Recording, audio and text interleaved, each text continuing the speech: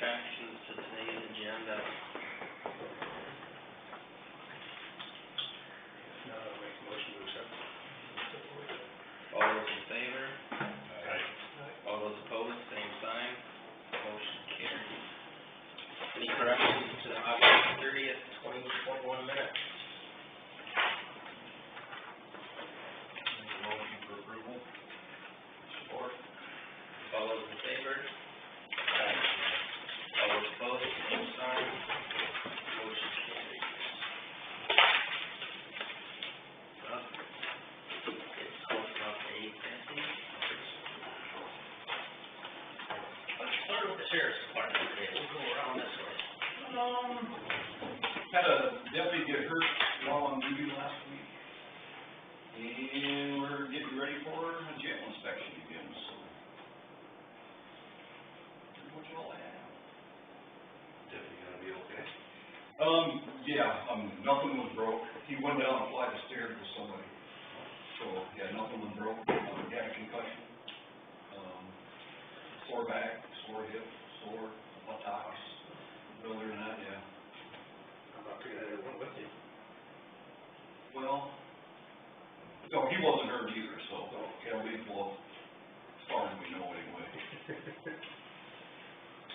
But a younger one, because us older guys would have did it.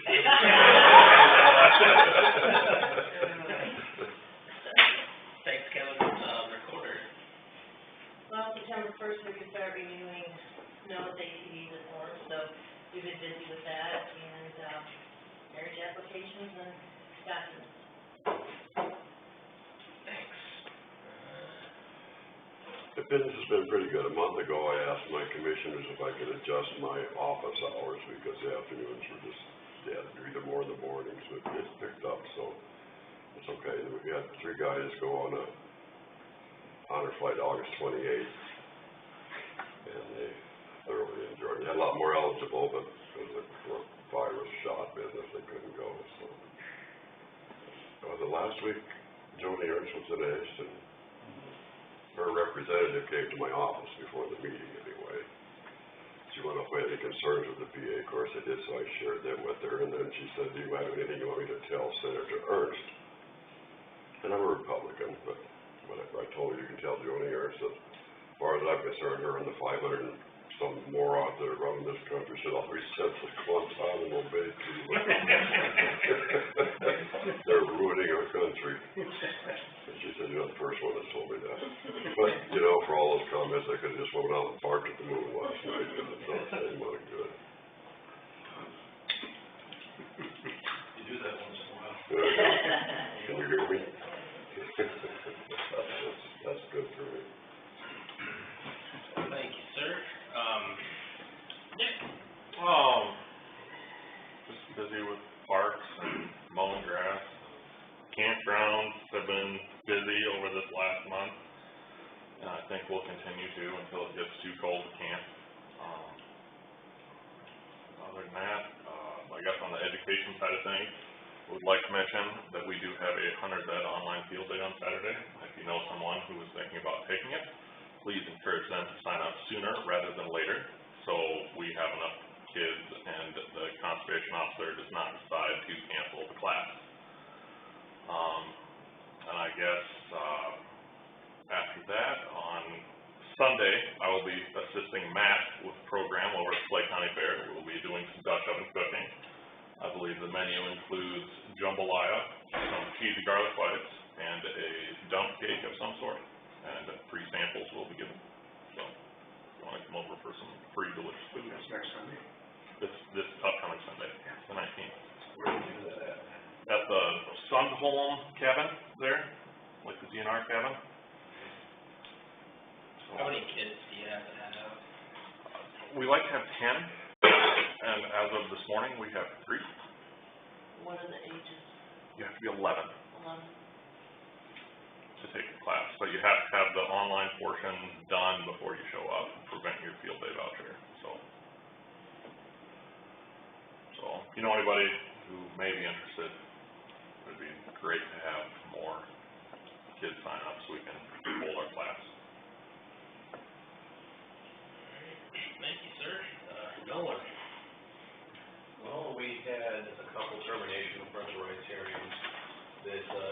resolved or got moved. We had one go this past week.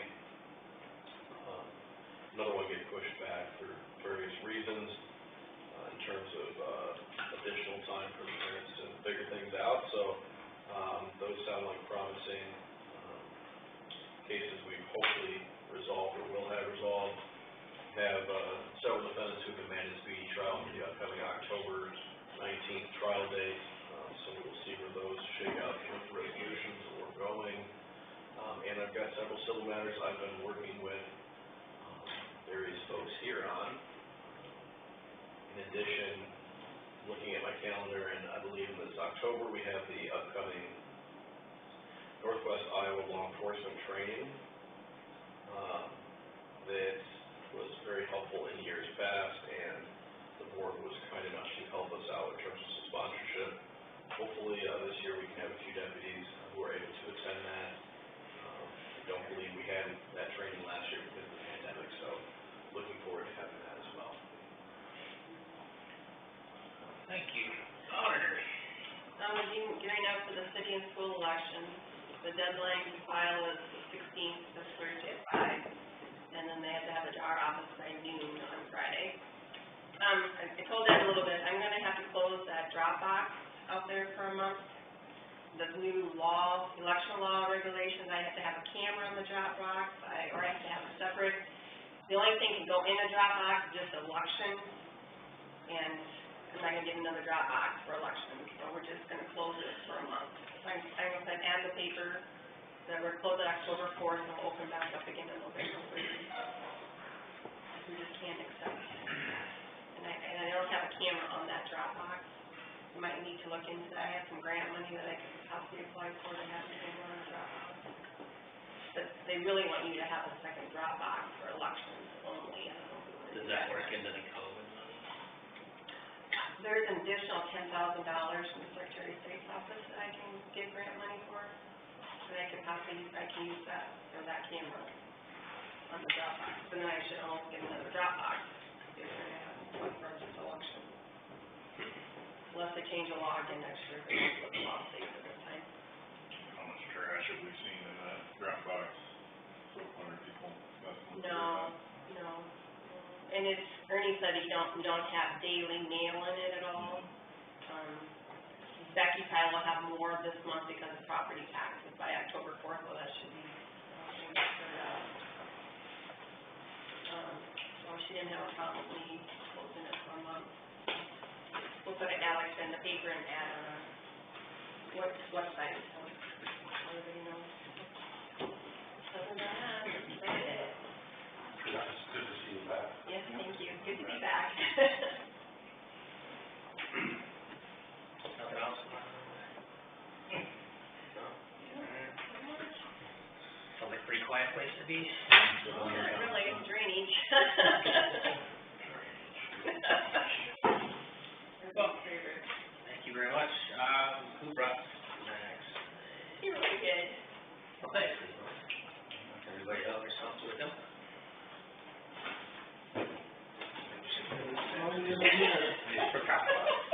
It could be high, I didn't look, but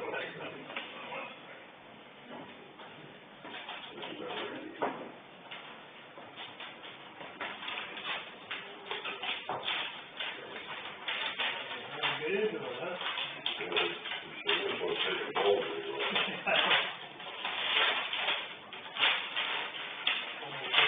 didn't want to share. just because of that.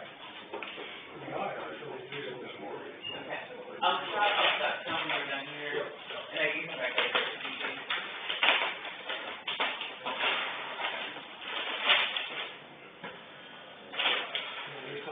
There's some in there too. There's some in here? What kind of? The good ones are in there. Okay, you're hiding the good ones in I here? can start cooking it. Oh, it might be somebody's like birthday treat or Program, something like that. something like that. Then I'll go and see it.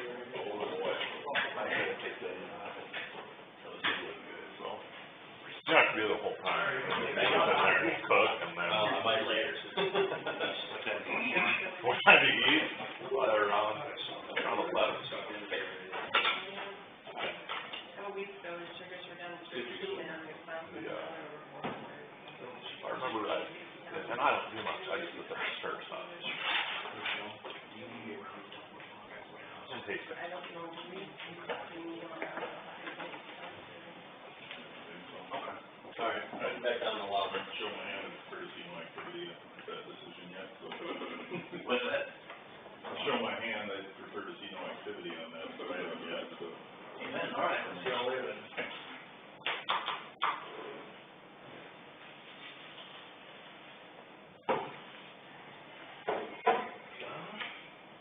We got a couple minutes.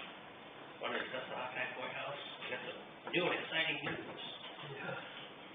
yeah, the tenant is buying, her grandparents' acre, she doesn't know, she hasn't given me the date. It's gonna be a while. Yeah, she has to give us 30-day notice. I found that in the lease, so she just wanted to give us a heads up that that will be happening. Yeah, so I just don't know when. Will it be this year or next year? Oh, I think it'd be this year.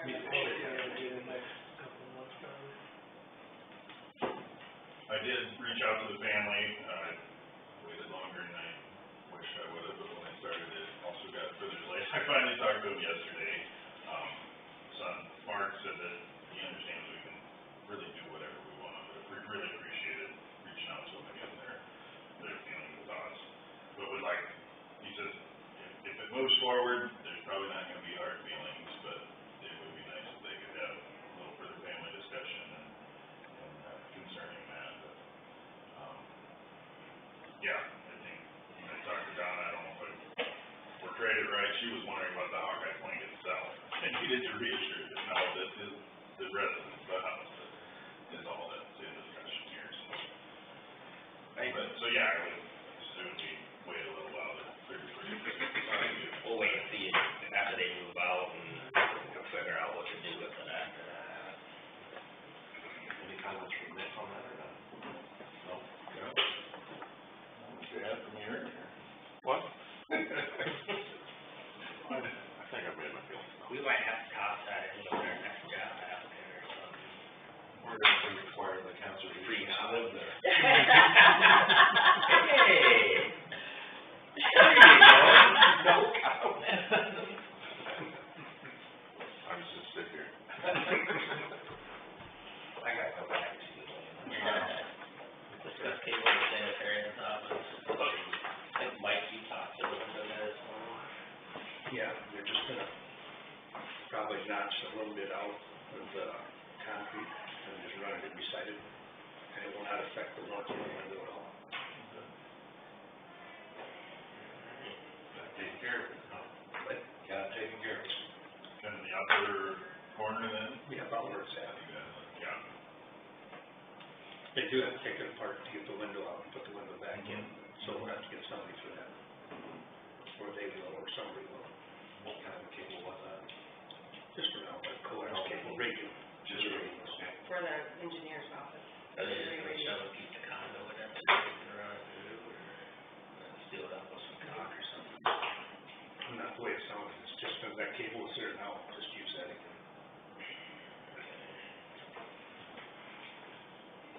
9 o'clock.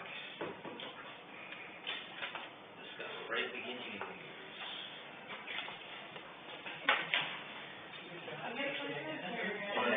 The donuts. One more right there.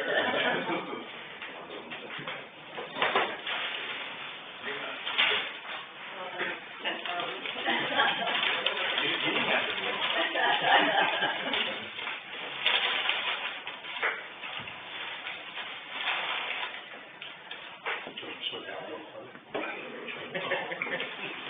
You sure?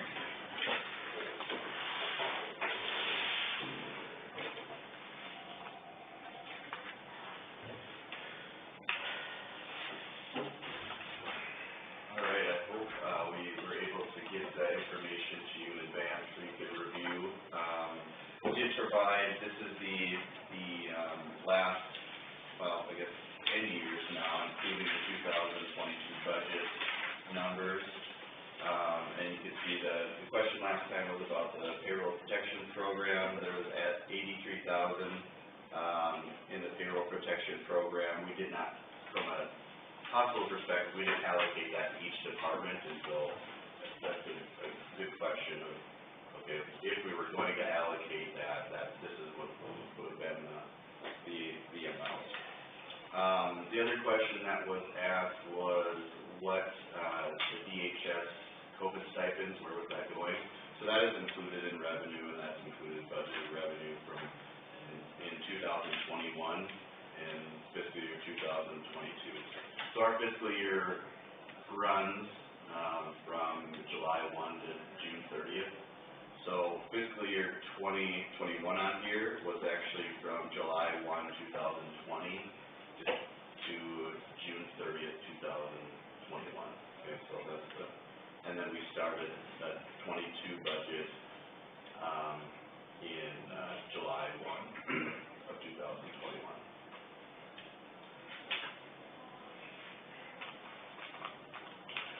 The 22 budget reflect the two scheduled increases? You've done one rate increase already and likely January? Just the one, we just did not include the January increases. So really what we're trying to determine is, are there gonna be January increases? And if so, how much? We're trying to,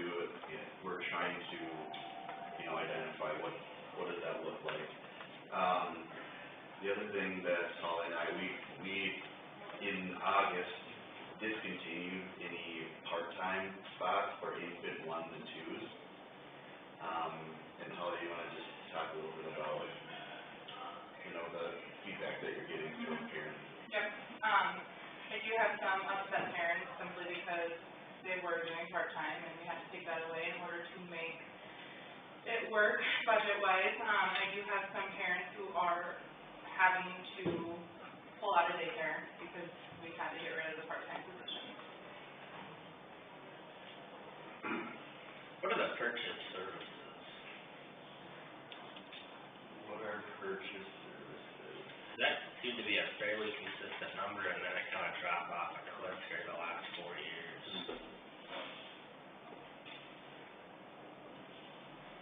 I don't know, I'd have to go in and take a look. I guess kind of the same question too with your other expenses. That's been a pretty low number, and it's kind of really popped up there as well.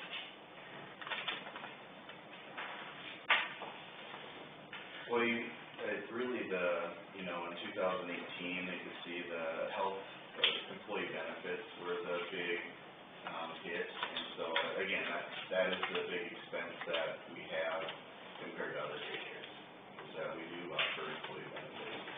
And our benefits are expensive. We have high utilization in our health insurance, pool, and so that drives up the premium cost of our health insurance costs.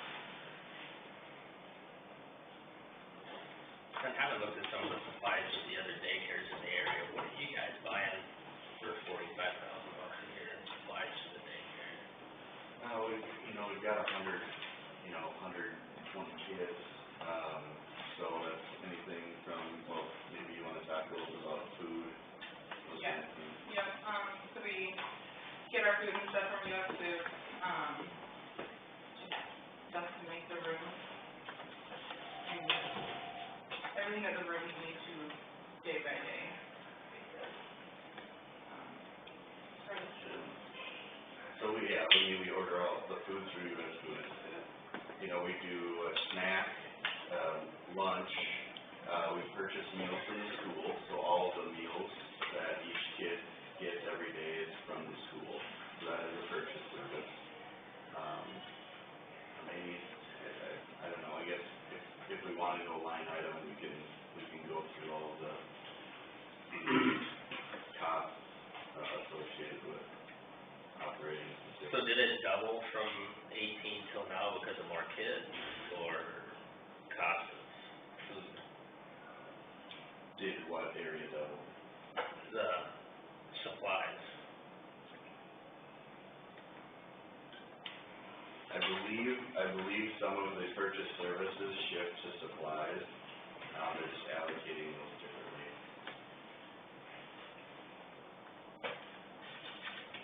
then your projected purchase services are like $566 when it was, $22,000.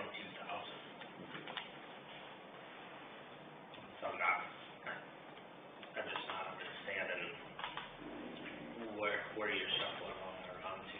So the majority of your costs, so your labor dropped from 383 to 364, is that because you reduced staff, or did you reduce salaries?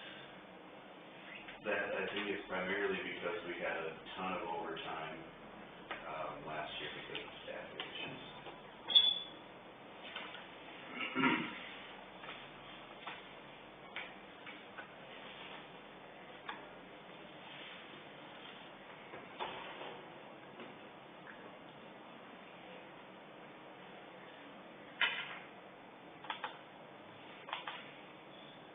And will that PPP money be applied to the daycare? Well, it is, when you say apply, so since Bright Beginnings is a department of the hospital, we can put it in the financial statements, but they have a cost, they really have to say cost center, and so they're not really a separate organization under the current. But you got a separate budget, right? So it would make sense that you would have it in there that way. Sure. Because otherwise, this would all be under a lump sum budget of the hospital. Sure. So then it will be applied then to the daycare. Sure.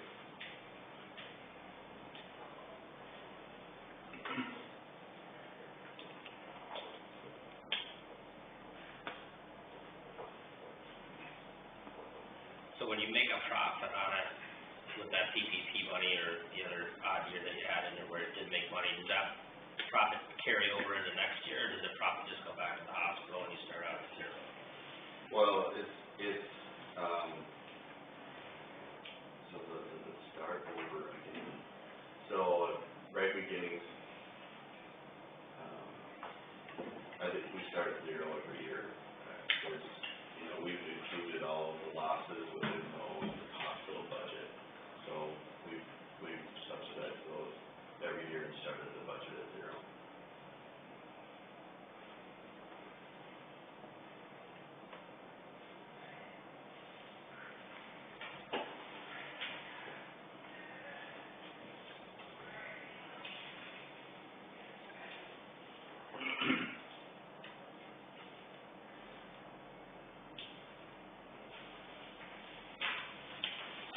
And then it's no more insurance, or how does that work? So since it's part of all of our insurance, there's no line item specific to Bright Beginnings insurance when we go through our insurance proposals. It's just part of the facilities that we went through our invoicing, so we don't split anything out. We certainly could split some, add more costs there. Because I see it was added in there all the way up until 19, and then it zeroed out from 19 to 1. Yes, that's correct.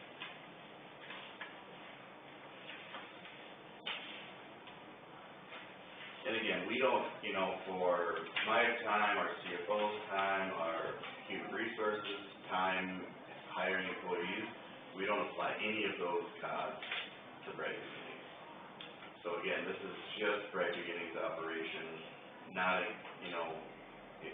including any time that's spent by any hospital employees doing billing, doing HR functions, doing marketing, doing, any administrative functions. Are any donations for this year included in this year's budget? They are not. So do you want to give a update of how much we have? Yep, so currently we are at, a little over 20,000 for donations. And fundraising, we are finishing up our second fundraiser. Our first fundraiser brought in a little over 2,000. So we're hoping our second fundraiser will bring over that a little bit. But yeah, donations are right at 20,000 right now.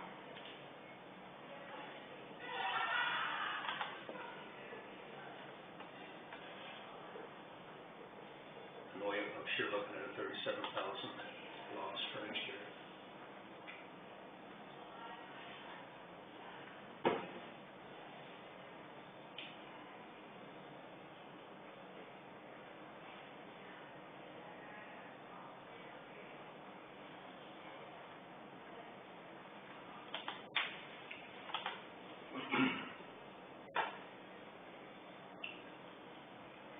So really what we are asking for is that, again, that the county would match, the city of Sibley's donation, or contribution of $10,000. And really that is to reduce any subsequent increases in January. So we're really trying to figure out, okay, let's, how can we add some part-time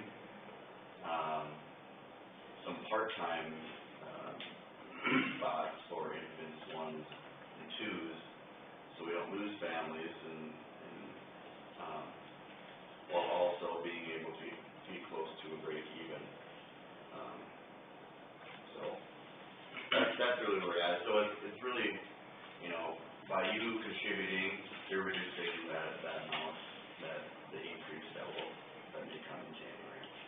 And that will be brought, of course, to our advisory board, child care advisory board committee, and then our board, and then to the hospital board for final approval. But if you carried over that 20,000 surplus from this year, instead of starting back out at zero, you'd only have $17,000. We could also say that there's a $376,000 bogey in the last 10 years. But if you're just going year by year, that's what we're looking at is year Yeah. by year. So, yeah, we started at zero, we look at 37,000 here. So essentially, if it wasn't for the benefits, you guys would probably break even. That's no guarantee. You don't know what kind of quality workforce you get. You don't know if people would continue to bring kids to the facility. I think families are gonna appreciate people that want to work there and appreciate how they're being treated by their employer. So I think that weighs into it heavily.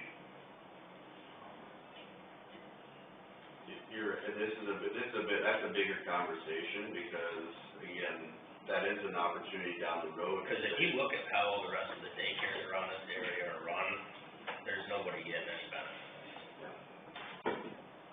So that makes it easy for me to understand why we can't make this more profitable or break even when you're comparing it with the rest of the service providers in the Fort County area.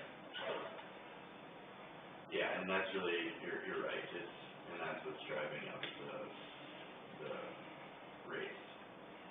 I don't disagree with you, but are you confident our staff would stay, or the facility staff would stay, if that change got made?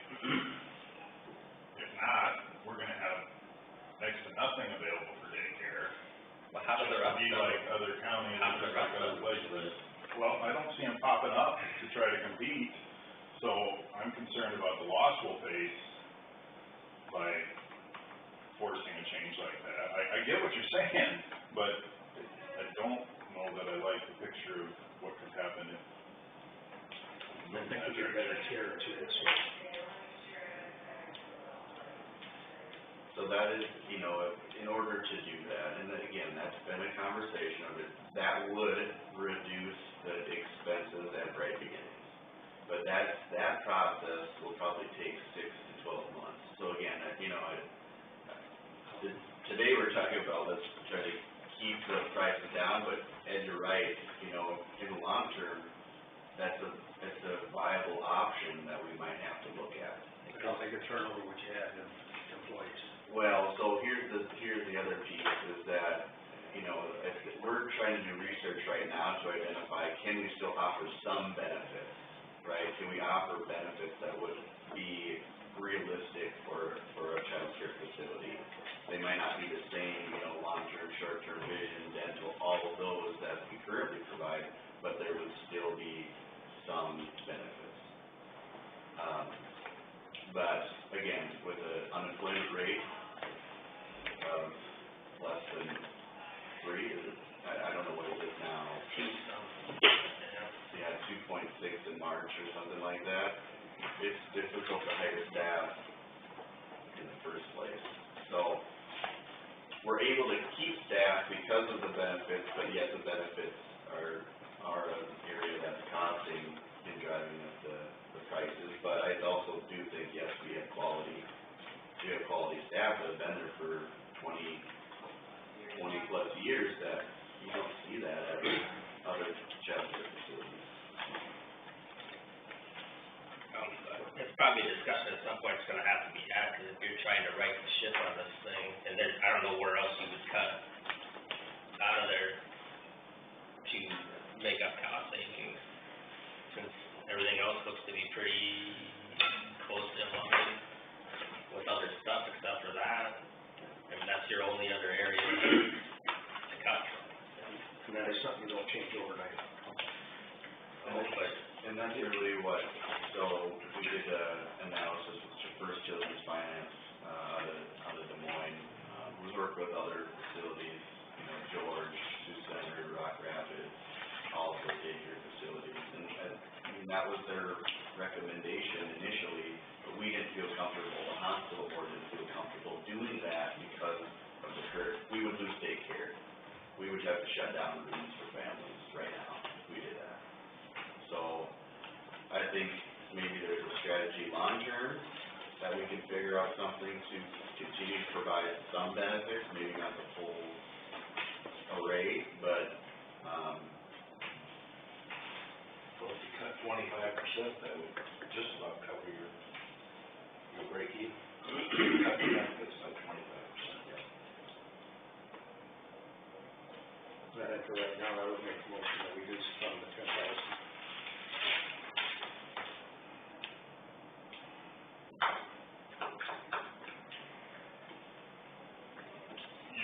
Did the city commit 10,000 annually, or what? Your request here is a yearly contribution of 10,000.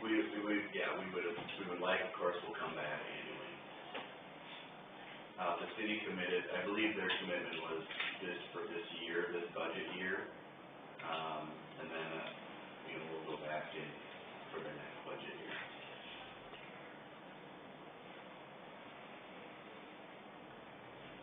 The taxpayers of Sibley are supporting the daycare through Sibley's commitment. Would these be general fund dollars, or is it something that rural services can support? I don't believe so. I would have to check into it, but I don't believe it would be, I think it has to come on the general fund.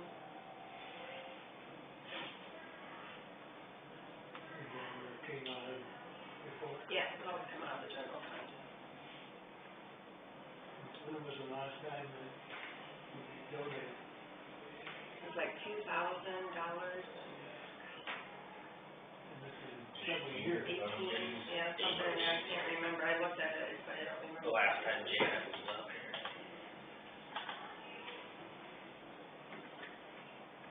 I would support that motion.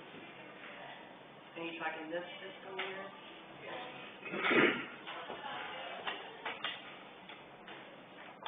Any other comments? Well, our 28E identifies scholarship that the county could provide. I guess I would like to see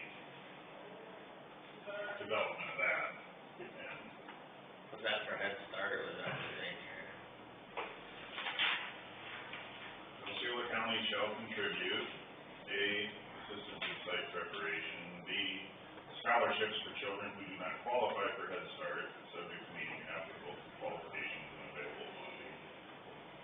And then empowerment money, which I believe is now ECI, the way I understand it, so those funds are available through programs that they make available. Then they committed $2,000 for 5 years, done in 2006. And removing and erecting a playground and fencing and stuff like that. So, I don't have a problem with addressing the issue at hand now, and I could support the $10,000 support this year, but I'd like it in the broader picture where we're establishing a scholarship fund. But Head Start is different from the daycare. Daycare, you guys It don't. doesn't say this is funding, sorry, the scholarships for children who do not qualify for a Head Start. But Head Start, you guys don't run that, right? No, so I think we would have to have an application of who qualified, who isn't qualifying for Head Start, but we have to have an application process for that. Because even the application process for early childhood Iowa, there is a income requirement that has to be met in order to get that money. So, I mean, you could do something like that on the county level, but then you'd just be duplicating the ECI services. That's open to anyone outside of Head Start. Yep. And this is where the complaints or the problems that are coming from is the families that are seeing increases, or that's the majority of what I'm hearing. So a scholarship fund would be designed to assist them in, But nobody's applied for scholarships from ECI for 3 years. The money's been sitting there. So I mean, I don't, individual families. but I think your income levels are so. We give out a lot of money in scholarships, it doesn't take much to hit it. But to me, that's a response to them. They say, well, these costs are out of line, what the county should help daycare.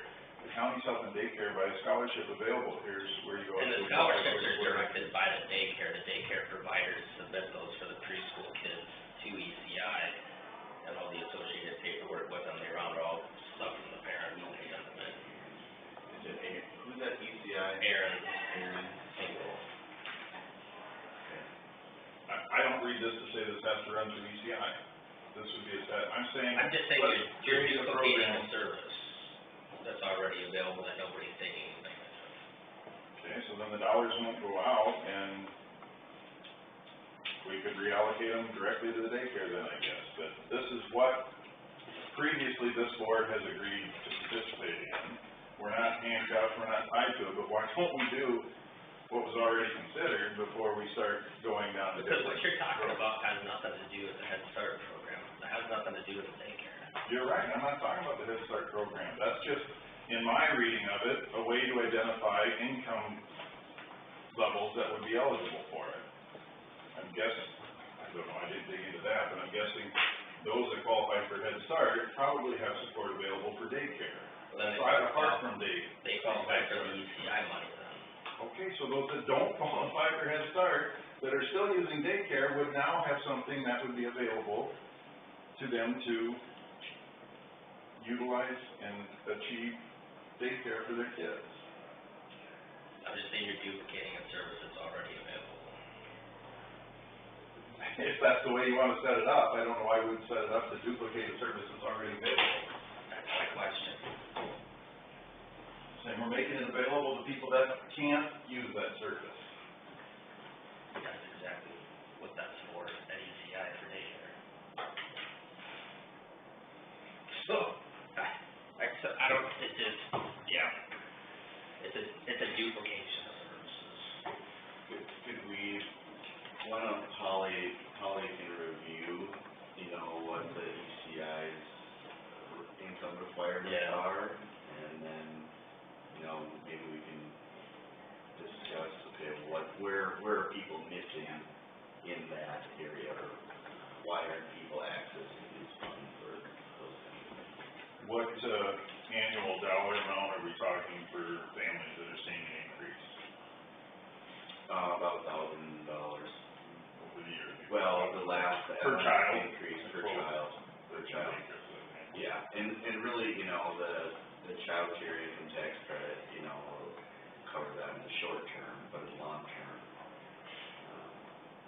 you know, they may not see that. We don't know if that's gonna last.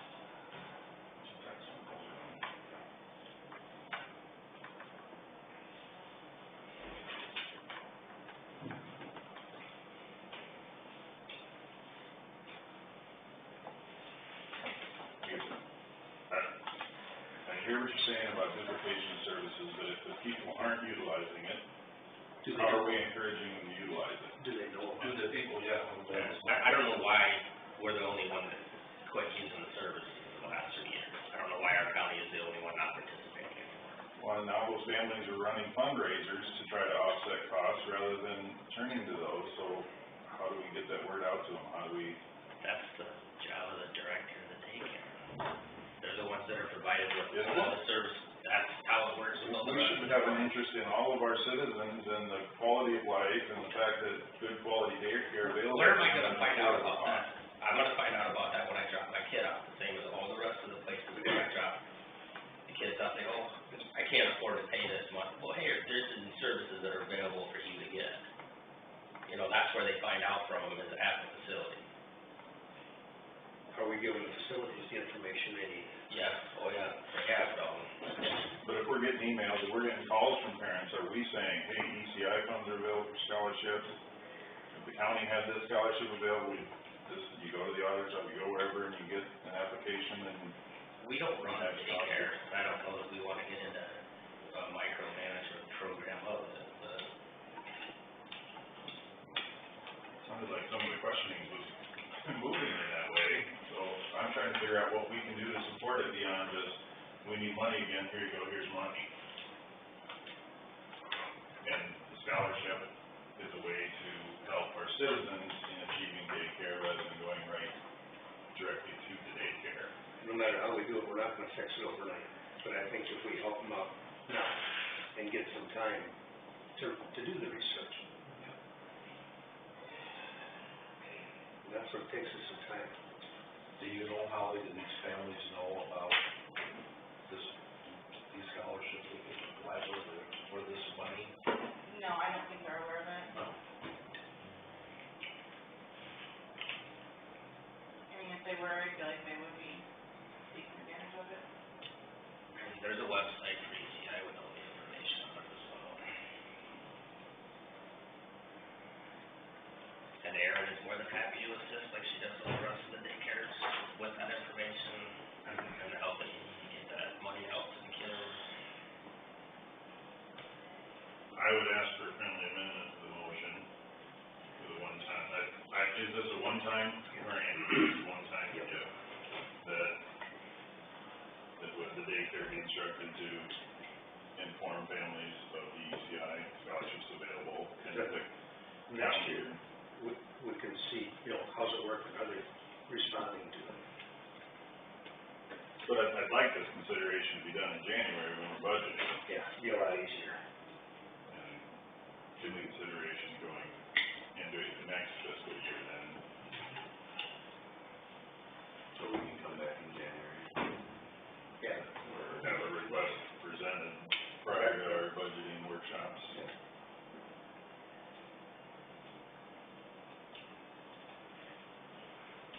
But yeah, just so the minutes reflect that we want the daycare to encourage our families and people to utilize ECI, what's available through ECI already. And I've also asked that we reference that we're gonna continue to investigate potential of a new and additional scholarship. And if you do need help, get contacting them people, let us know.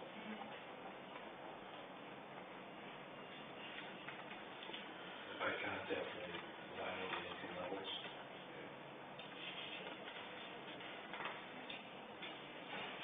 Would you be open to amending the motion, those items? Yeah. Did you get all those extra items? I did. She'll be bugging me later. I will, Jason, what do you want me to say? Some of that there as much as I booger.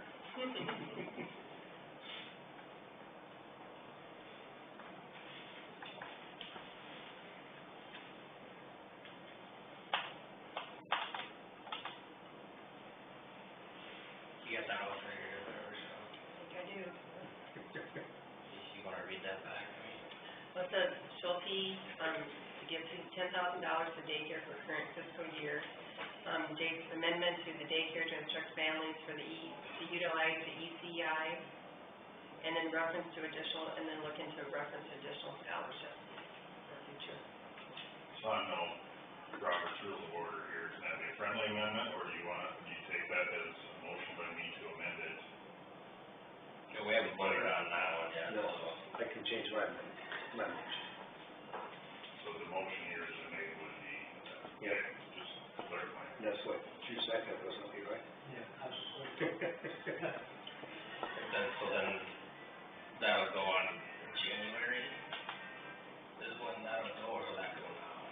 No. This would be this fiscal year. Fiscal year. And then in January, they should come back for next fiscal year. Just like they've done previously, and then we'll have to look at maybe cutting somebody else to fund that. Have to just do a budget amendment. Well, I got an idea. Or we just don't grow our ending fund balance as much. Cut off this revenue. That's why we're. Yeah.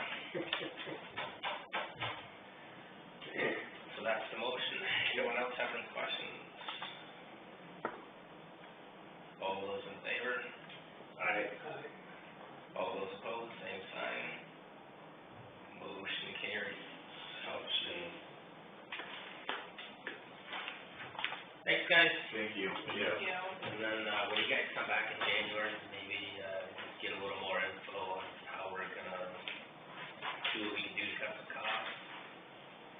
Yeah. Whether that's through pennies or whatever it ends up being, but there's gotta be some way to write that.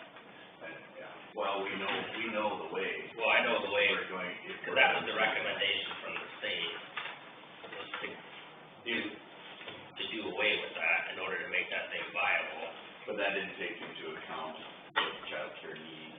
You know, I know. It was really just a, hey, if we wanna make this thing break even, you're gonna have to reduce benefits. That's where the costs are. Yep. You're not paying your staff anymore, we're in line Nope. there. So, I'm with you. Cool. Thanks, Doug. Get that information out to those parents too. thank you.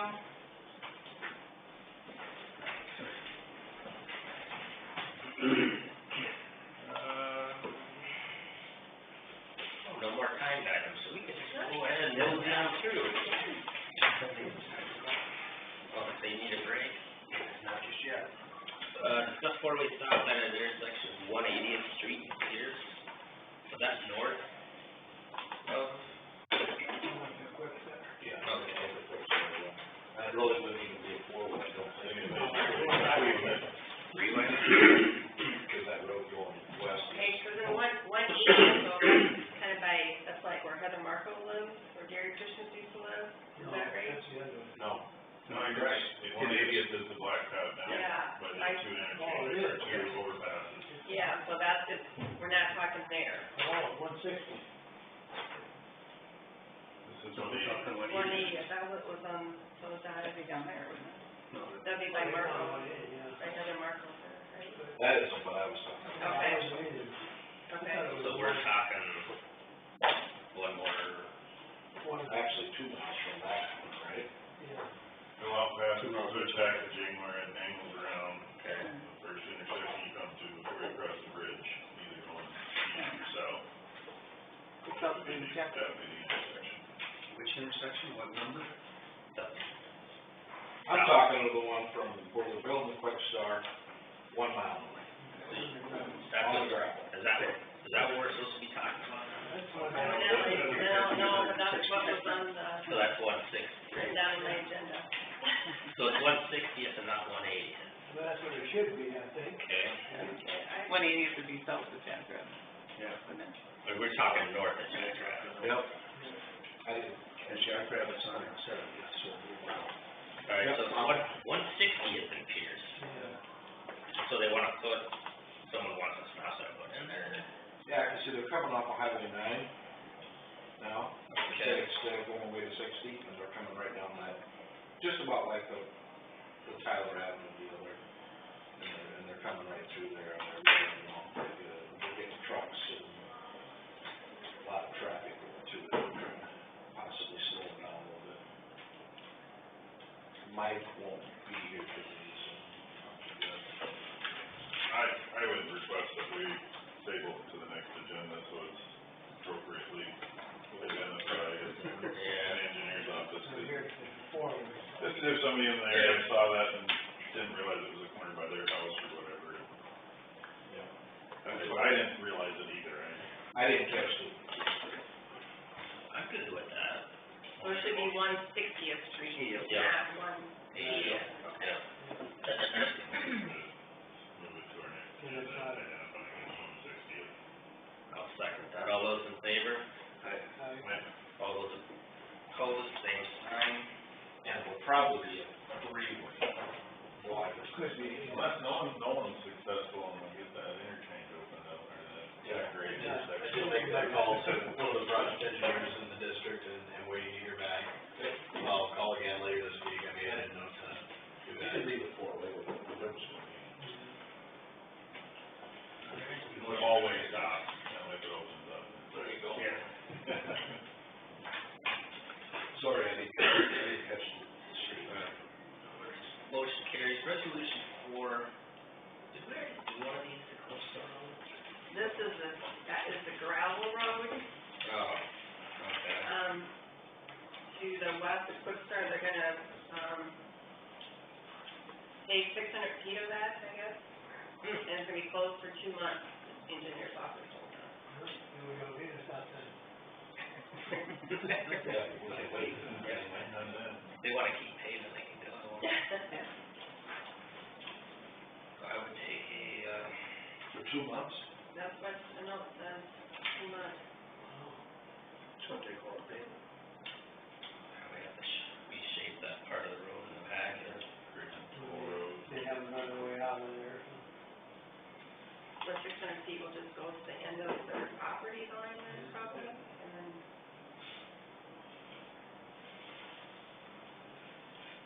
We need a motion or resolution for it. We make that.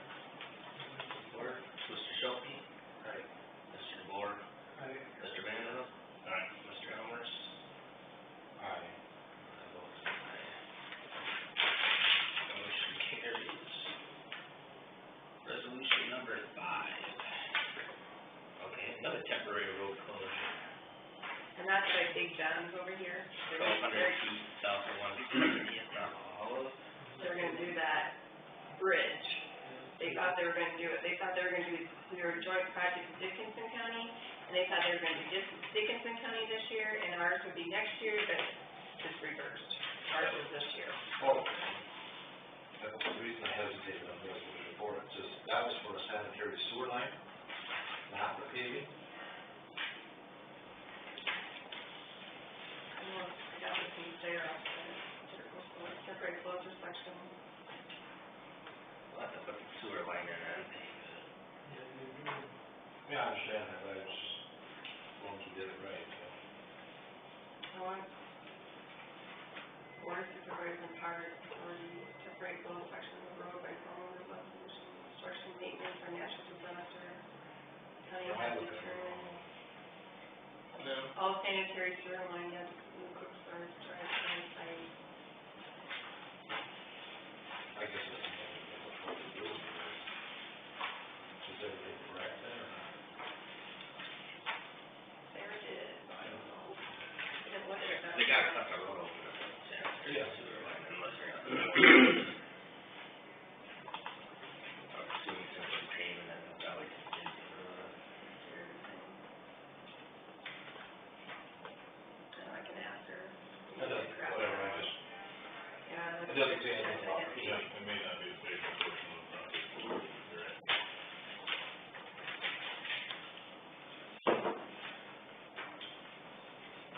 You want me to ask her? That's, I think you guys are okay with that, I think, yeah, making sure we get it right, we were talking about the right thing. I'm just going off the notes that Sarah gave me. Time frame on the- I think they're gonna close it north or September 20th, or next note says. September 20th. Yeah. And then for 2 weeks, 2 months, Mike's note says, 2 months. 2 months. Can't say that makes one pay. It doesn't say that they're paving it, you know. No. If it makes no say for 2 months. I mean, the four mentions, I just want to know if talking about the same. Yeah. They won't close it again for the paving, or. But you have to close it against paving. Well, I understand, but I mean, Yeah. I'm just going by Mike's notes. Just as long as everybody is under the understanding that they are going to have it closed for 2 months for the sanitary sewer line. But there's not a hole in the 2 months, doesn't identify that here. Just like the last one didn't last week. Yep. I don't care who has a project, there's problems. Sarah, on this resolution report, it has, you have in there to sanitary sewer lines and new our site. Is that included in that? Is that included in the paving of that, 600 feet, or is it just for the paving? Do they make a correction on that, or? Do they need to identify the timeframe in these resolutions that it's gonna be closed for? That's what I Okay, sounds proposed the good. previous one for. She's gonna look at it and then she'll come up.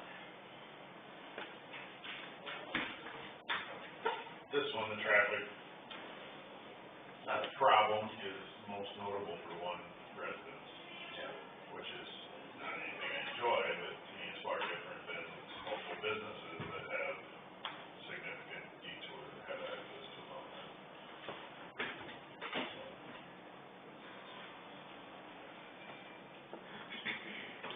But we can always rescind that previous resolution and revote it.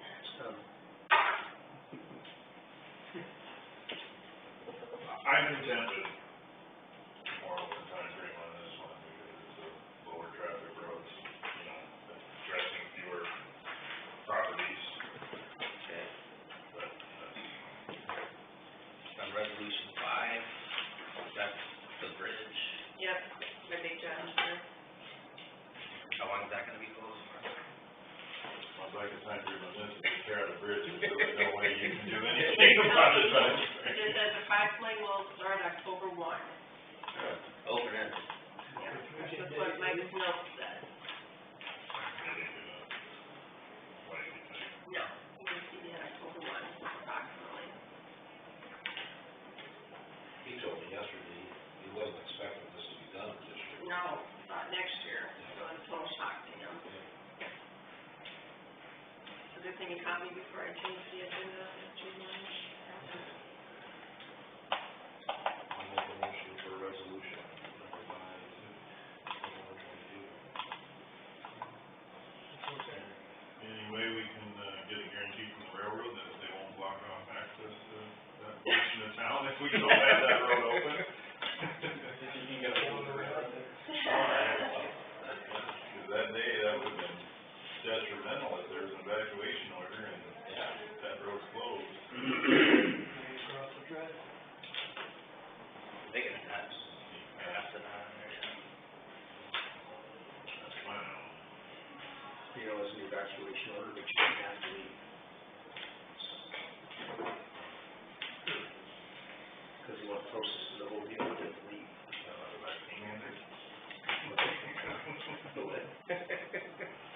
I take gas. So we got a motion, You have a second? we have a second, who's the second? Right. Mr. Helmers. Aye. Mr. DeBoer. Aye. Mr. Schulte. Aye. Mr. Vanderhook. Aye. I vote aye. Motion carries. Approved bid to purchase an excavator. Of course, there's no for the engineer's office. Hold on, Mid-Country Machinery, a link belt, 160 by 4 with a 60-inch bucket and 36-inch Rockland bucket and ready. And grade control, nice to know. So what brand of equipment is this?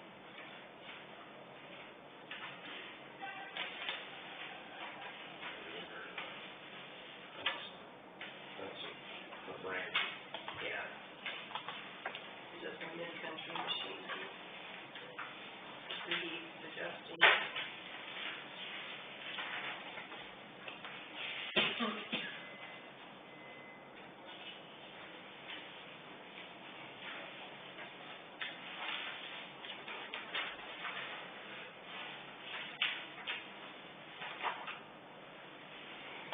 Or is it?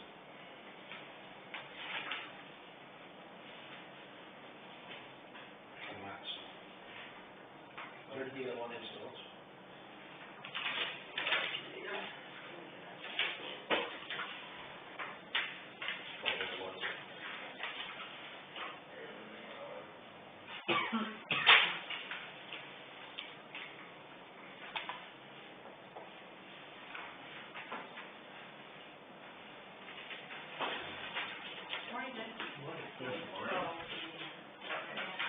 So should we change it or leave it as a sanitarian or?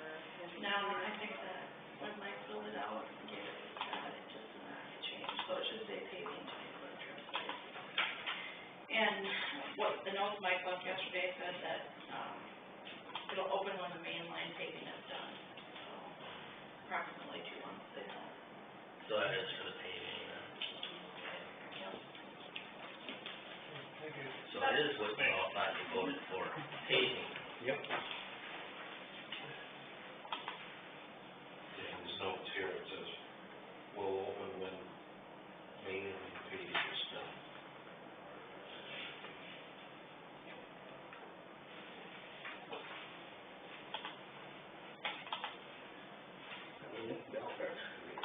Can't say it.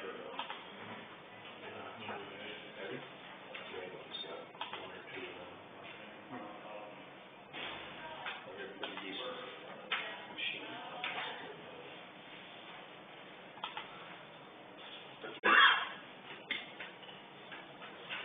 Is this replacing something else?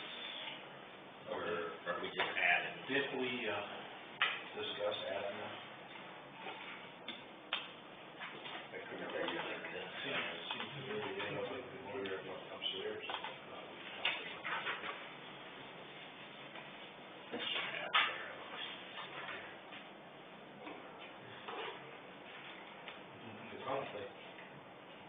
I don't think we have an excavator except for the one on the truck. They're talking One on about wheels. that. One on wheels. That's it. Okay, that's what they needed to know, thank you, ma'am, bye. We currently do not have one. Okay. Alright.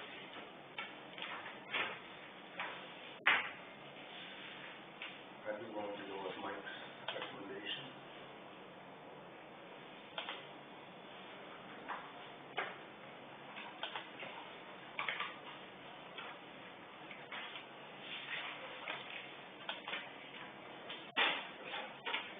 Any other questions?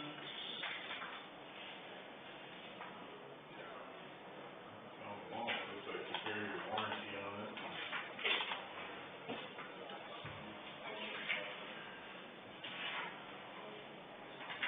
Make the motion, Mike, I'll make a second, thanks for it. All those in favor? Aye. All those opposed, same sign. Motion carries. Discuss vacation time.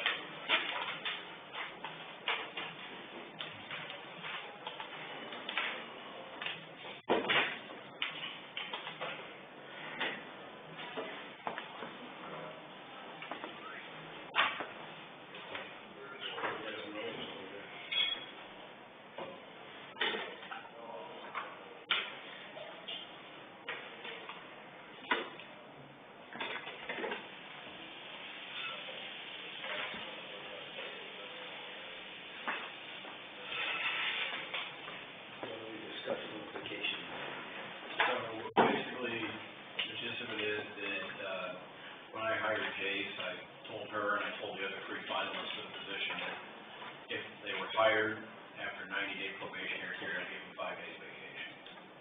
It was my understanding, and after talking to Jack, it still is my understanding that I'm free to set policies for my office on what vacation time is. I've since learned that it's the policy of the handbook that it's a year. I did that in the hopes that I would have a competitive offer to provide an employee. It's my belief, since I've made that offer in writing to Jace already, that I'm going to follow that, and I plan to follow that. Jace hasn't used any vacation time yet because this issue needed resolving once it was brought to my attention. However, she has earned over 60 hours of comp time, which she can use, and ultimately, I think, after having talked to Jace and talked to Jack, that not only would it be good if this entire courthouse had a consistent policy allowing vacation the first year, I also think after having spoken to Jace and Jack, that there's the potential for the comp time system to be, if not abused, used in lieu of vacation, so we get to a point where functionally employees have vacation anyways if they work enough. I guess what I would say is this, I don't want to buck what's going on here in terms of consistency, but we're at a place where I made a promise to an employee who I think deserves vacation, and I know that it's caused some unease in other departments as a consistency on vacation policy since this became an issue. And I would just say that I think it's reasonable for the board and for the county to allow employees 5 days vacation in their first year, because I think it's a policy that benefits working families and working folks like my assistant and really everyone, and I don't think 5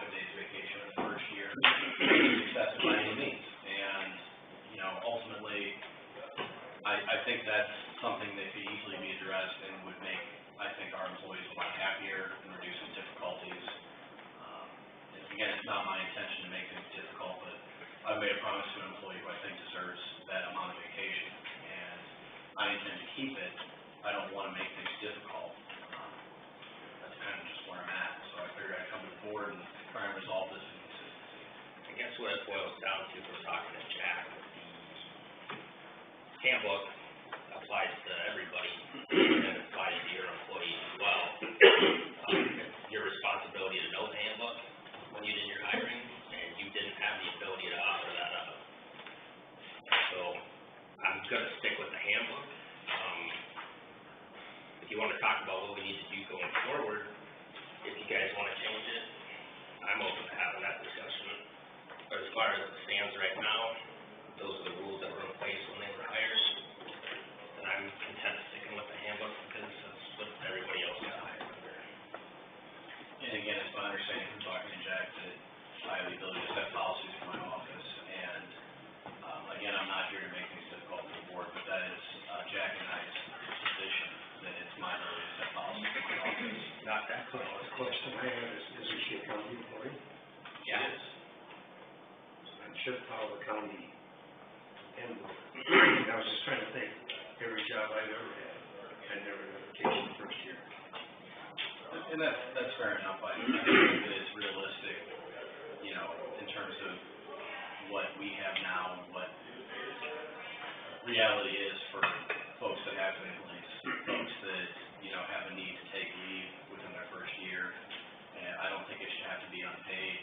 I'm not here to, you know, argue for anything I think is excessive or anything of that nature. But, you know, I think it would be in the best interest of the county in terms of retaining quality health, quality folks, to make that change. You know, after 90 days is 3 months. That's enough time to get to know somebody, enough time to figure out if they're gonna fit with your office, enough time that they're not just gonna show up and start taking vacation. And I would say that, you know, like I said, Jay's hasn't really taken vacation yet, so it's not as if this is something that we've already gone and flaunted or something. I want to have something that everybody can follow, and I think that this would be a good time to make a change. So that would be my request to this board, that the policy be modified. You still didn't have the ability to offer that up. It's I mean, it's just, you don't wanna ask Jack about it. It's the same rules to the auditor's office, the treasurer's office, or recorder's office. All their employees are county employees underneath of that handbook. So that's what you have to offer. I mean, you can't change the benefits and offer different benefits than are what offered in the handbook. So I don't know why you would think you'd be able to go in and offer or change what was in there for your own needs. And if you wanted to have that discussion, it should have been done prior to you hiring. I don't disagree that it would have been best if this discussion was taking place prior to hiring, but the substance of my conversation with Jack was that if I wanted to offer my employee that, ultimately I could, but it would be best if the board went along with it and if we were all unified on it. So that's what I'm here to ask you for. And it's also my understanding, having reviewed applicable law, that it is my ability to do that. Again, I don't want to do that. I don't want to make things difficult. I'm not here for that. I just want to reduce any possible unease or inconsistencies that other departments might have with this, because I think it's the fairest thing to do.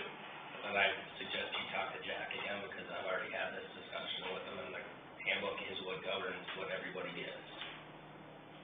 Well, I can talk to Jack again, but that's the understanding of what I had for the conversation. Moving right back to this. So, if the board doesn't want to take action now, I understand, but I just wanted to bring it before you and explain that that was my position and my request of the board that this be modified.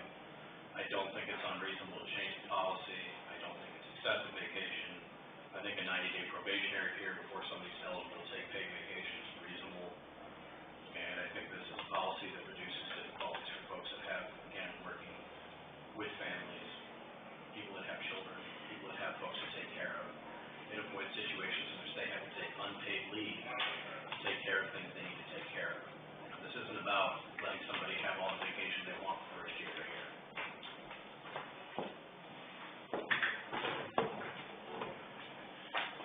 I'm gonna have to disagree with your assessment with Jack. The policy that's in place says the coverage following of agreed to abide by the employee handbook and policy manual. Ambulance service, assessor office, county attorney office, auditor office, so the handbook applies. And if you wanted to offer the 5 days vacation, you may set that as a policy, but it would need to come before this board and be accepted as an exception to the current handbook, is my assessment of it. And I just don't see where I wanna go down that road in light of what other employees have come on to employment as, and It'll stay the same with everyone. they can't see it.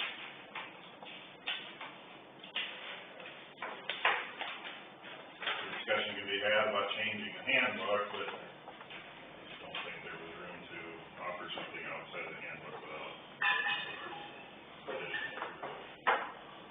Okay, well, again, I'm happy to have this conversation again with Jack, if that's the position of this board. At this time, I don't believe I agree with the board on that. I think that handbook's pretty clear, it does apply to your office. Okay, well, and you have your position on that, and I have mine, I guess what I would say. Because otherwise, I mean, you'd have every elected official, if you're having different types of benefits for their employees that they saw fit, and that just doesn't work. And that's the situation I'm trying to avoid here. What I was going to say is, if that's the board's position, that that's not applicable, or that the policy applies in that way, then that's fine. Then I would still request that the board change its position on this and allow 5 days vacation after a 90-day probationary period, because I think that's the best thing for, not just my office, but I think that's really a more workable policy for everyone. So, you know, that would remain my ask. If we don't agree on what the handbook requires or permits, then that's fine. I don't think we have to agree for that. I think that there's the chance to make a change that will help everyone that works in this courthouse. And that would be my request. We did review the handbook 3-4 years ago, and I know that was discussed at the time.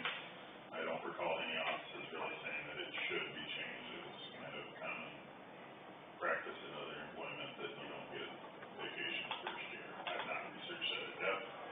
My concern would be, within the 90 days, you may determine that they work in your office, you wanna keep them on, but they're already looking for somewhere else. At day 91, they get 5 days vacation, we're paying them out if they leave 2 weeks after that. And it just, I think after a year, I would think there's more likelihood of longevity and continuing in this position than at 90 days. So that would be my concern in having that discussion, but I'm not saying we can't consider it further. I'm open to discussion, the handbook changes later, but it's not gonna be retroactive to anybody that was already hired.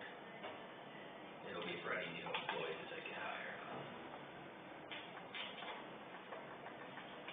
Okay, well, I have something at 10. I will say that if that is the board's decision, then that is fine. At this point, like I noted before, Jace has earned about 60 hours of comp time. If she chooses to need to do something in terms of taking care of family or taking leave for that reason, I will allow her to take PTO via comp time as earned, as is permitted in the handbook. That will be my policy, and I would welcome further discussion with this board on modifying the policy in the future. Thank you.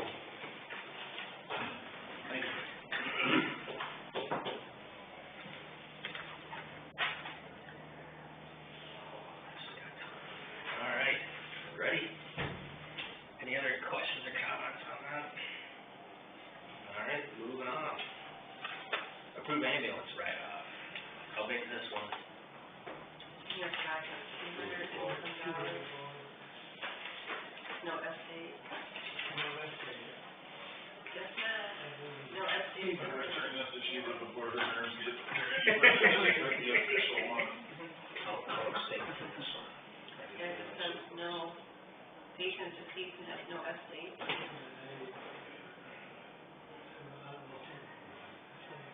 How old is this? 2 years. Do we usually sit on this?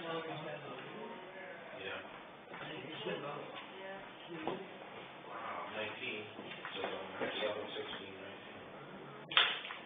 19. They tried to collect, I give them credit for that. There is some state.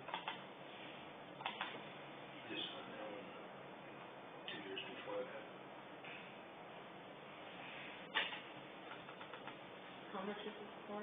284. Can't touch his house.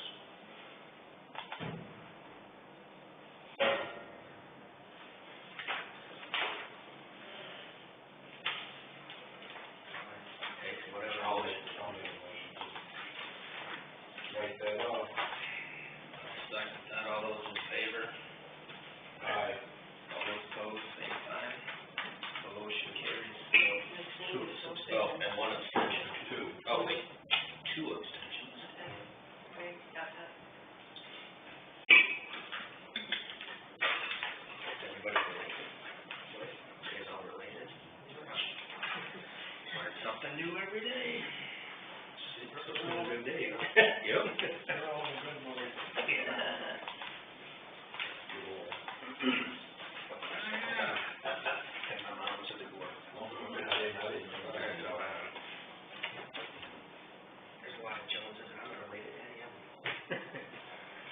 Divorce, I think I'm related to 99%. Approved contract with Rides. I gave you their, this is your nonprofit, so it's just our standard contract that we have to sign, and I just made you a copy of the last page of what they're using. And they signed their new nonprofit thing for the, book order. Yep, they have it. No change. All right.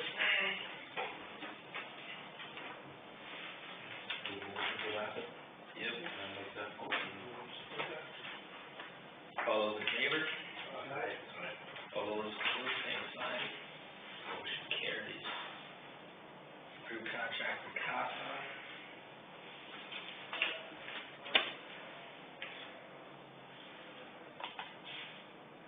Make that motion.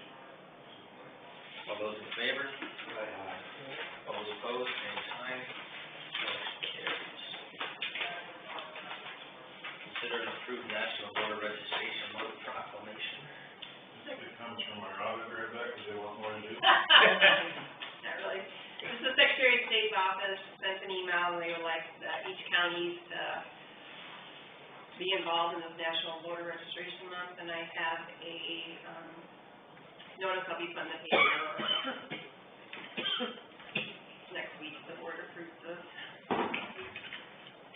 So I'm an Iowa Hawkeye head football coach, would also support. Oh, this, yeah, so that's good. yeah, that means you approve it. Next we have to go for it. And I noticed that. And I think, September 28th is date set. National registration day.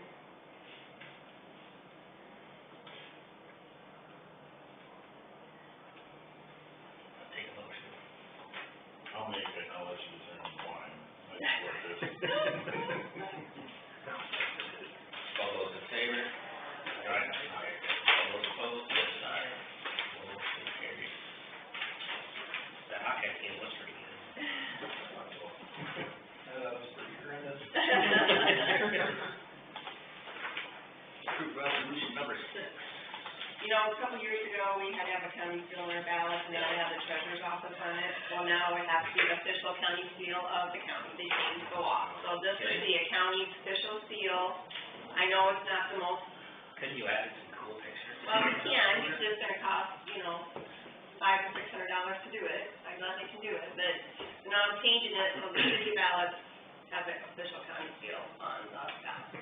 So what happened to the old seal? Couldn't you just cut out the treasurer part? Well, this is what I use in my office for everything. It just changed a lot, it just has to be the county seal of the county without the treasurer being on it. At least for this year. Yeah, it could change again, Okay. It changes all the time. Mr. Elmer? Aye. Mr. Shelby? Aye. Mr. DeWitt? Mr. Randall? Alright, And I vote aye.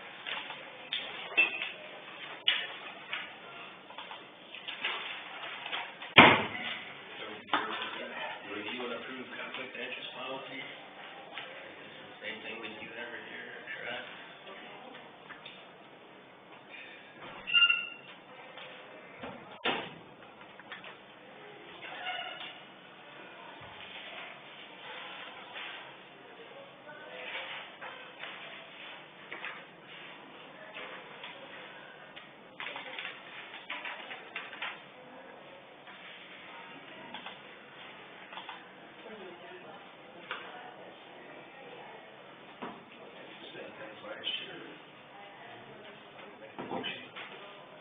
support it, all those in favor? All those opposed, same sign. Alright. Motion carries. And then you have to, and then if you have any conflicts, you need to have that on file. So you walk this one back, Yes, please. one I just folded up, was gonna chuck in there. Yes, please. Okay. And then if you have any, like I said, yes, I have Jason's email, if you have any conflict of interest, just have to write it down, but I'll put it in the file. Any conflicts are?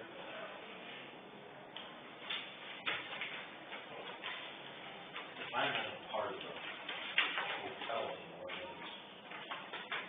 Or she not with the, she's the back page, right? She does. I don't need all of it.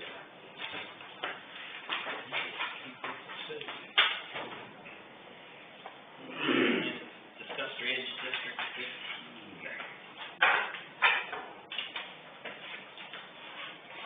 I've already had calls from folks who want to know why they want to be annexed in, coal. Well, I guess, look for an update on what you guys know on it. The last I kind of seen was that Brian Young had wrote his letter of opinion, basically saying that it doesn't really fall within the Iowa Code for annexation, and that letter was submitted to the Dickinson County Board, correct? Yep. Okay, and then do we know, Dickinson County, did they review or make any motion? They went ahead and set the meeting date for the annexation for October. I forget, October something. To have a public hearing on annexation for D-15, and I had asked Mr. Hopper, you know, why they continue to move forward with this. We still haven't heard anything back from their attorney yet, and I told them I'd like to have some sort of resolution or response back to what we sent them prior to them having that meeting, because it didn't really fit into the code to proceed with it to begin with. I looked through, Rick Hopper's report, just the other day, or I guess last night, I should say. Could be exhibit 2 in the letter that Brian Young, submitted, and under the proposed repairs, in Rick Hopper's report, it says the noted repairs would restore the DD-15 main open ditch system to its original design capacity and give it unobstructed outlet downstream to meet the watershed's existing needs. So the watershed's existing needs, the way I read this and interpret it, would be the DD-15 main tile. So upstream and downstream of this DD-15 main open ditch is natural creek channel, which would lead us to believe that it was cleaned out purely for the benefit of the DD-15 main tile, and the lands upstream that they're trying to annex in, specifically those in Osceola County, are not really receiving any material benefit from that clean out.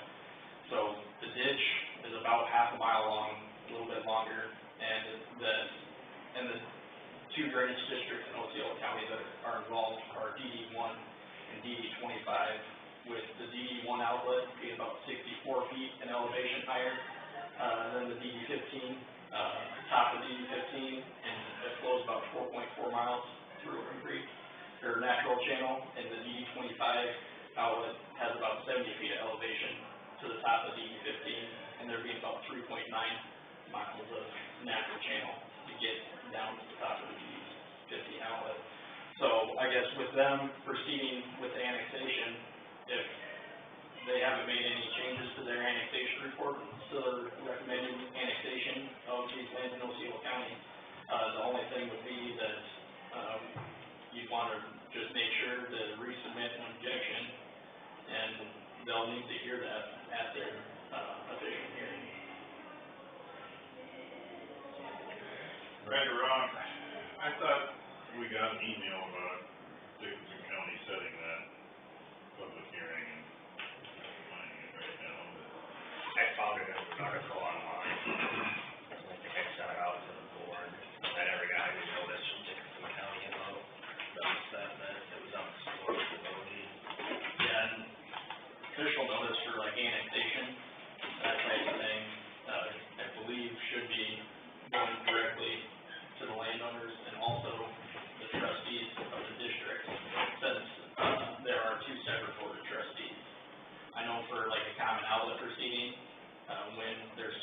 boards, the board of the common outlet gets notified as well, instead of the landowners, because they're acting on their behalf.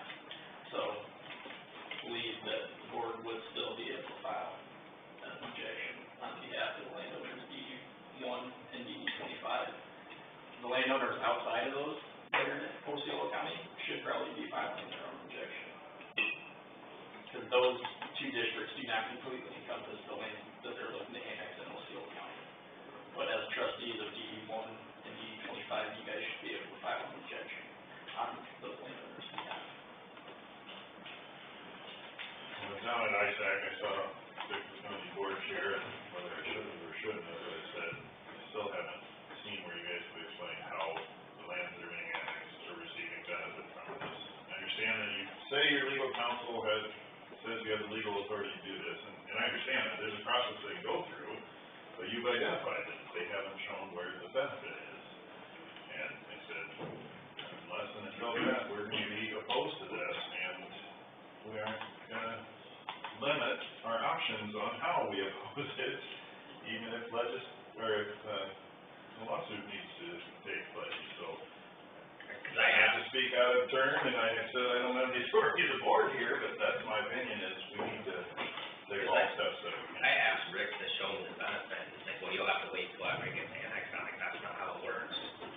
You need to show me the benefit beforehand. He's like, well, there's 4,600 and some odd acres that flow into that area that should be paying for it. I'm like, it's a natural waterway. If you're at the bottom of the channel, you gotta take everybody's water. If DD 15 had never been established, that natural water would be taking it. We don't need anything done to it, to service this area. Yeah. So I don't understand how they're saying. Yeah, DD 15, that ditch is really cleaned out, half a mile downstream from DD 15 to allow the benefit for the DD 15 tile, which serves Lake Park, to outlet.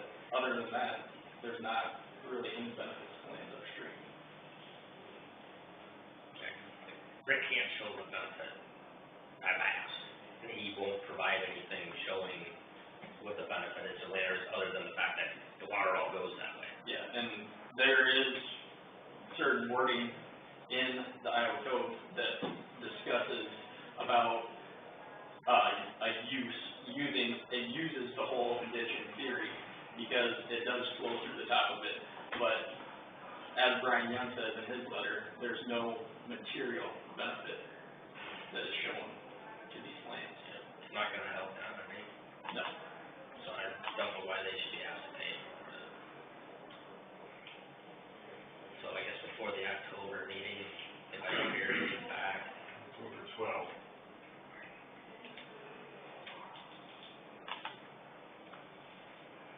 It could be good, maybe if the Osceola County Board and the Dickinson County Board sat down together prior to this meeting to discuss this before actual annexation, meeting occurs. If you could just get their attorney, and I told Rick, I'm like, you need to get the drainage attorney to respond back to, because I know Brian did request that they have a conversation in that letter.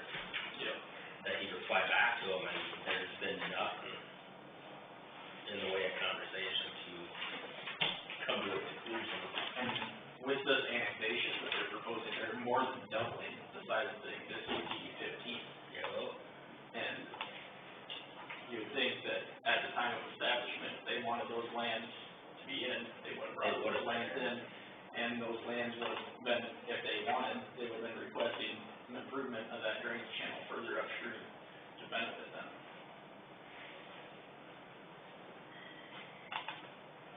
Well, do you want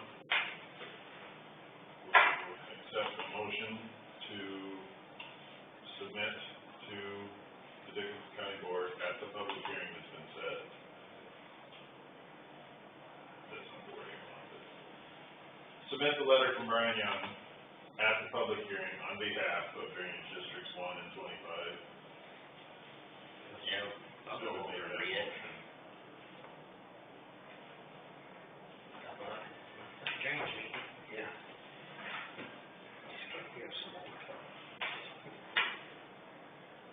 And that, it does need to be submitted as an objection for, at that meeting,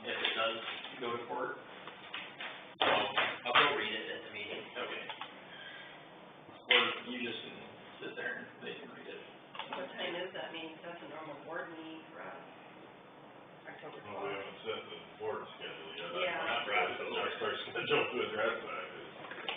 We could all have a field trip and go over there. We can change the board meeting too. That's my motion. I'll support To that. authorize the chair to state the objection at the public hearing and to provide the letter from our attorney on behalf of Drainage Districts 12 or 1 1 and 25. 1 and 25. One is, yeah. We don't have to do anything before that? Well, really, we got our bases covered, I would say, with this letter, from Brian Young. You know, he's provided his legal opinion on the matter of annexation into DD 15 for those lands in Osceola County, and DD 1 and DD 25. And, this can be submitted as an objection. We provided it to them, for them to review and to modify the report prior, to it going to hearing. Well, now they're proceeding with hearing and still including these plans even after review of this letter. I would say the letter just needs to be officially submitted as an objection, at the annexation. You can do that well ahead of time of this meeting, right? You can submit the objection, yeah, you can send it as soon as you get notice, or even if you know that you want to submit it as an objection, you can write an objection, attach this, say, as the Board of Supervisors acting as trustees for DD 1, and DD 25 in Osceola County, we object to the annexation of, the proposed annexation of lands in Osceola County, the attached letter from. We also want to type it. Did you say does the drainage district have to receive notice of the hearing, or just individual landowners? I believe that the trustees, For 1 and 25, what happened? the landowners for sure in annexation should be receiving notice. I cannot speak directly on if the trustees need to. I know for a common outlet procedure, the Board of Trustees would receive the notice and the landowners will not. But they're saying this is a common outlet from that area. This is an annexation. A common outlet is kind of a one-time cost share. So, it is This is not a one-time cost. slightly different. I believe that this one would be directly to the landowners and not, to the Board of Trustees. However, the Board of Trustees, acting as trustees for all landowners within those districts, should still be able to submit an objection on their behalf. I just asked, do we want to additionally cite the objection that we weren't properly notified if we weren't properly notified? Notified by now. I agree. We can look into it If additionally. you're willing, is that something either legal counsel to do, or I don't know? Probably. I can review the Iowa code as far as I know it, but it wouldn't be any official legal opinion. If you wanted official, you'd have to go to Brian Young.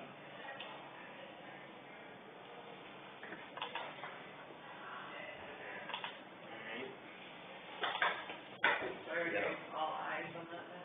Yeah. Who's second? I didn't. No. Terry.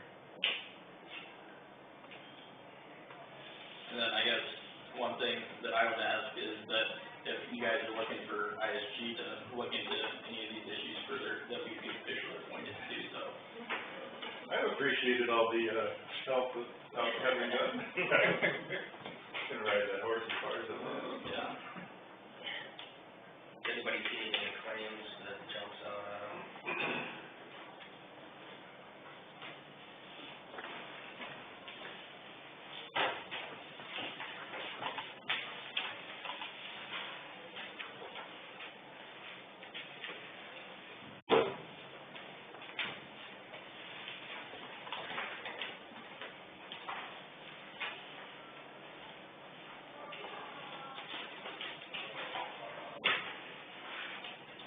Before we get into that, we want to identify a drainage district 1 and 25 joint meeting at our next board meeting to consider hiring ISG or not.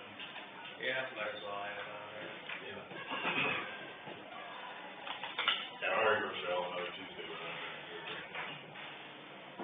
Most exciting time of day.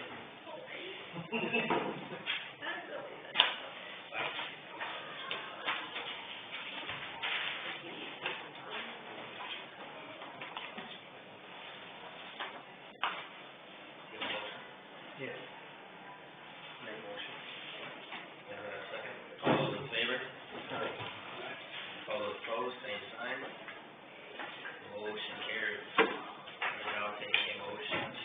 So I have one question on this resolution number 4, Yep, are we correcting it so that it says the paving the one. paving one instead of the work, we're correcting that, okay, just wanna make sure. Because we all thought we were going to. Yep. I'd take a motion to adjourn. And I'll support it. All those in favor? All those opposed, same sign. Motion carries.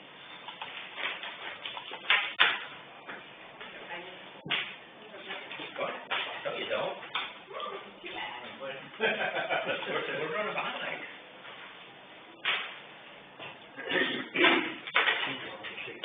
That's fine with everybody else. I'll pass out things when we get it.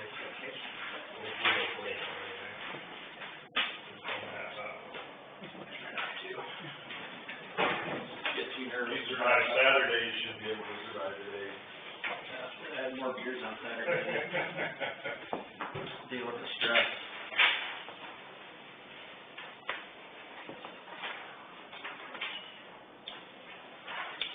I had no real confidence going in, but I was quite pleased with the result.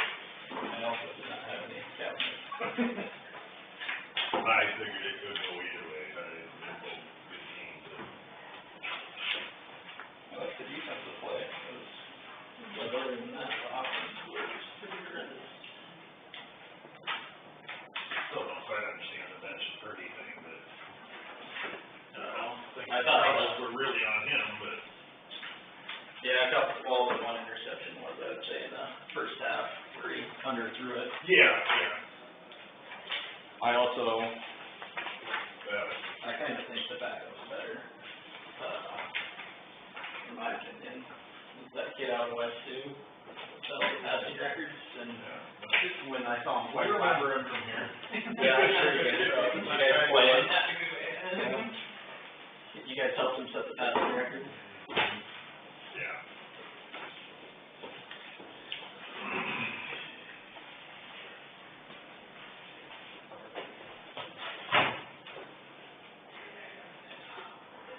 Discussing was Beaver Dam at the end of this as well, right? Yeah, well, let's see. I think so. Yep, they kinda said they're just gonna leave it alone, I think.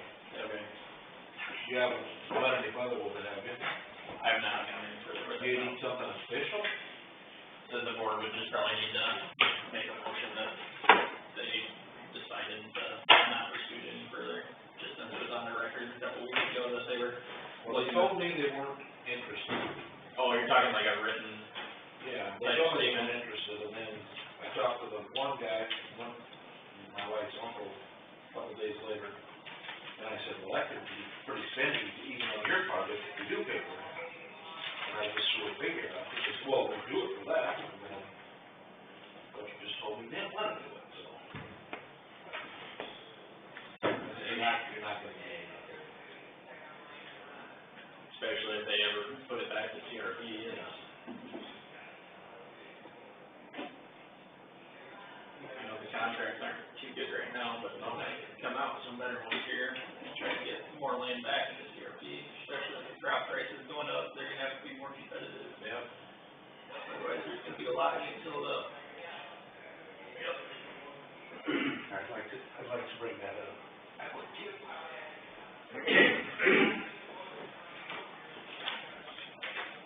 Do you wanna know how much this binder costs? Not sure. Oh, shit, this is a cheap one, it's a small one.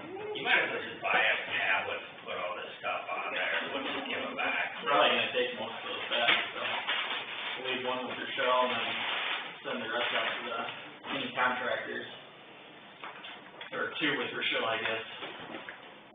Or 3, cause I told Rocky, Marco that I'd leave one here for him to pick up.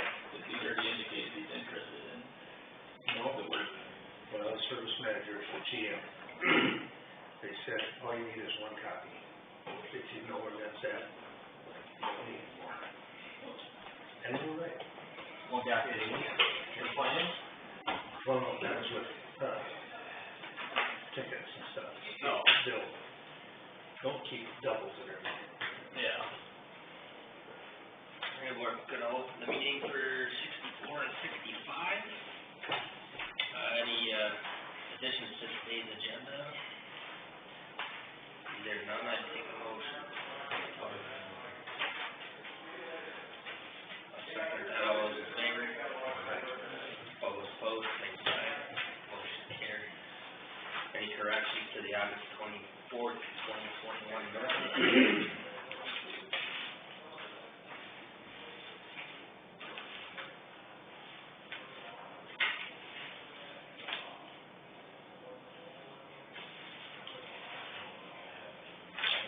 They should be under your normal minutes that you, I tried to, I don't know how to use it.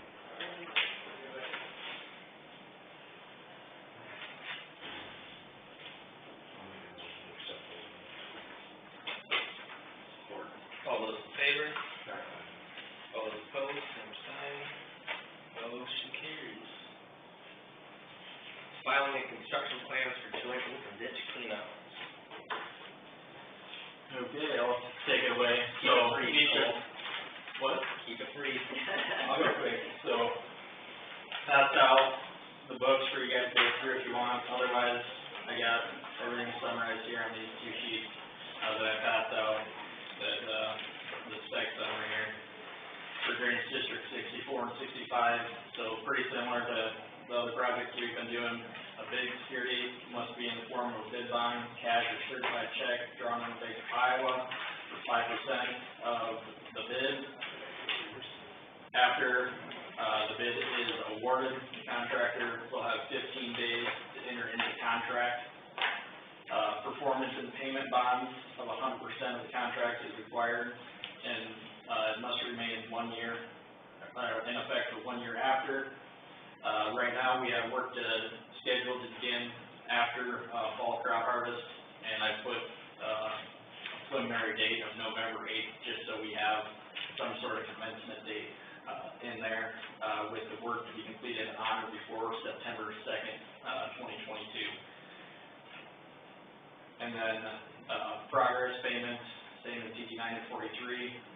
We'll try to get them issued monthly, with 90% of it paid, and 10% held in retainage.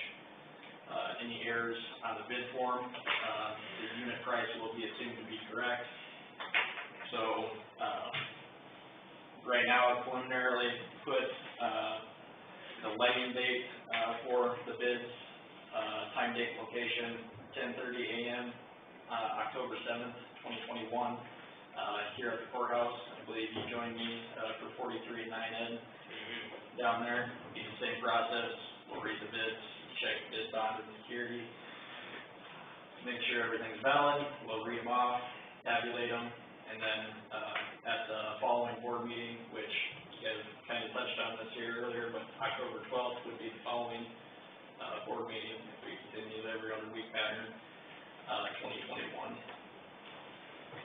And at that meeting, the bids will be reviewed by the board and awarded, to whoever you guys choose, which is typically Best Rex a little bigger, unless there's some sort of caveat, from past experience. For notice, publication needs to be, in the newspaper for 2 consecutive weeks. The first notice has to be a minimum of 13 days in advance of the October 7th date, which would be November 24th, 2021. So, we would be looking, to get this, advertised in the newspaper next week, for bidding, and that would be, if you go in about 6 pages into the notebook, there's the notice to bidders. That's what would be published in the newspaper, just to give any, potential bidders notice in the newspaper. And we recommend the 20th and 27th, for those 2 consecutive weeks of notice. Do you have a PDF that you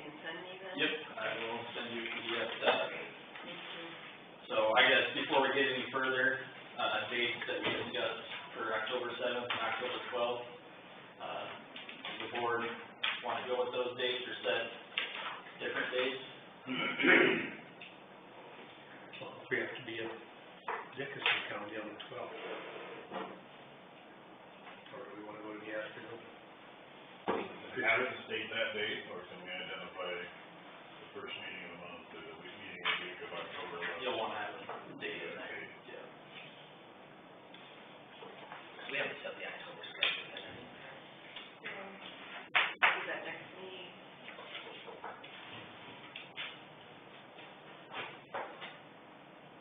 But we could go in the afternoon, be there in the morning, here in the afternoon.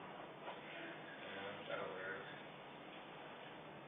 What time is that meeting on the 12th in Dickinson County? I don't know, they haven't told us. I don't remember if there's a time listed or just a date. I'm sure there's a time listed at the hearing. Yeah, if it'll list time, date, location. Can we call Jordan here now, and just see if she, It just doesn't set that date.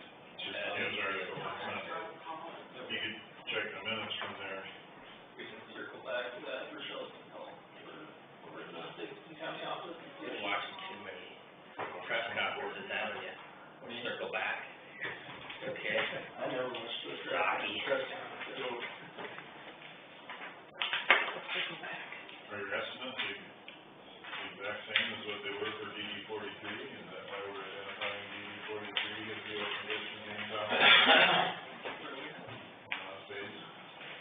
Well, at least this isn't anything official, but yeah, that should be, we got to change those So ones. that's the dollars are right, with the. Yeah, that was right.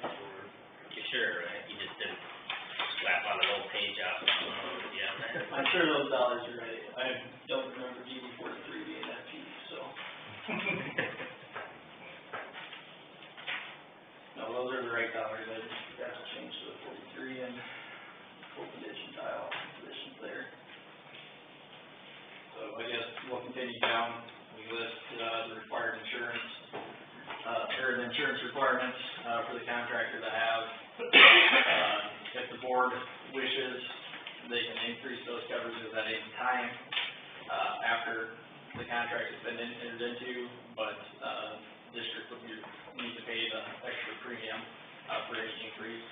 And at past projects, the only time we ever see any sort of, increase in liability is when we're crossing railroads, really, so.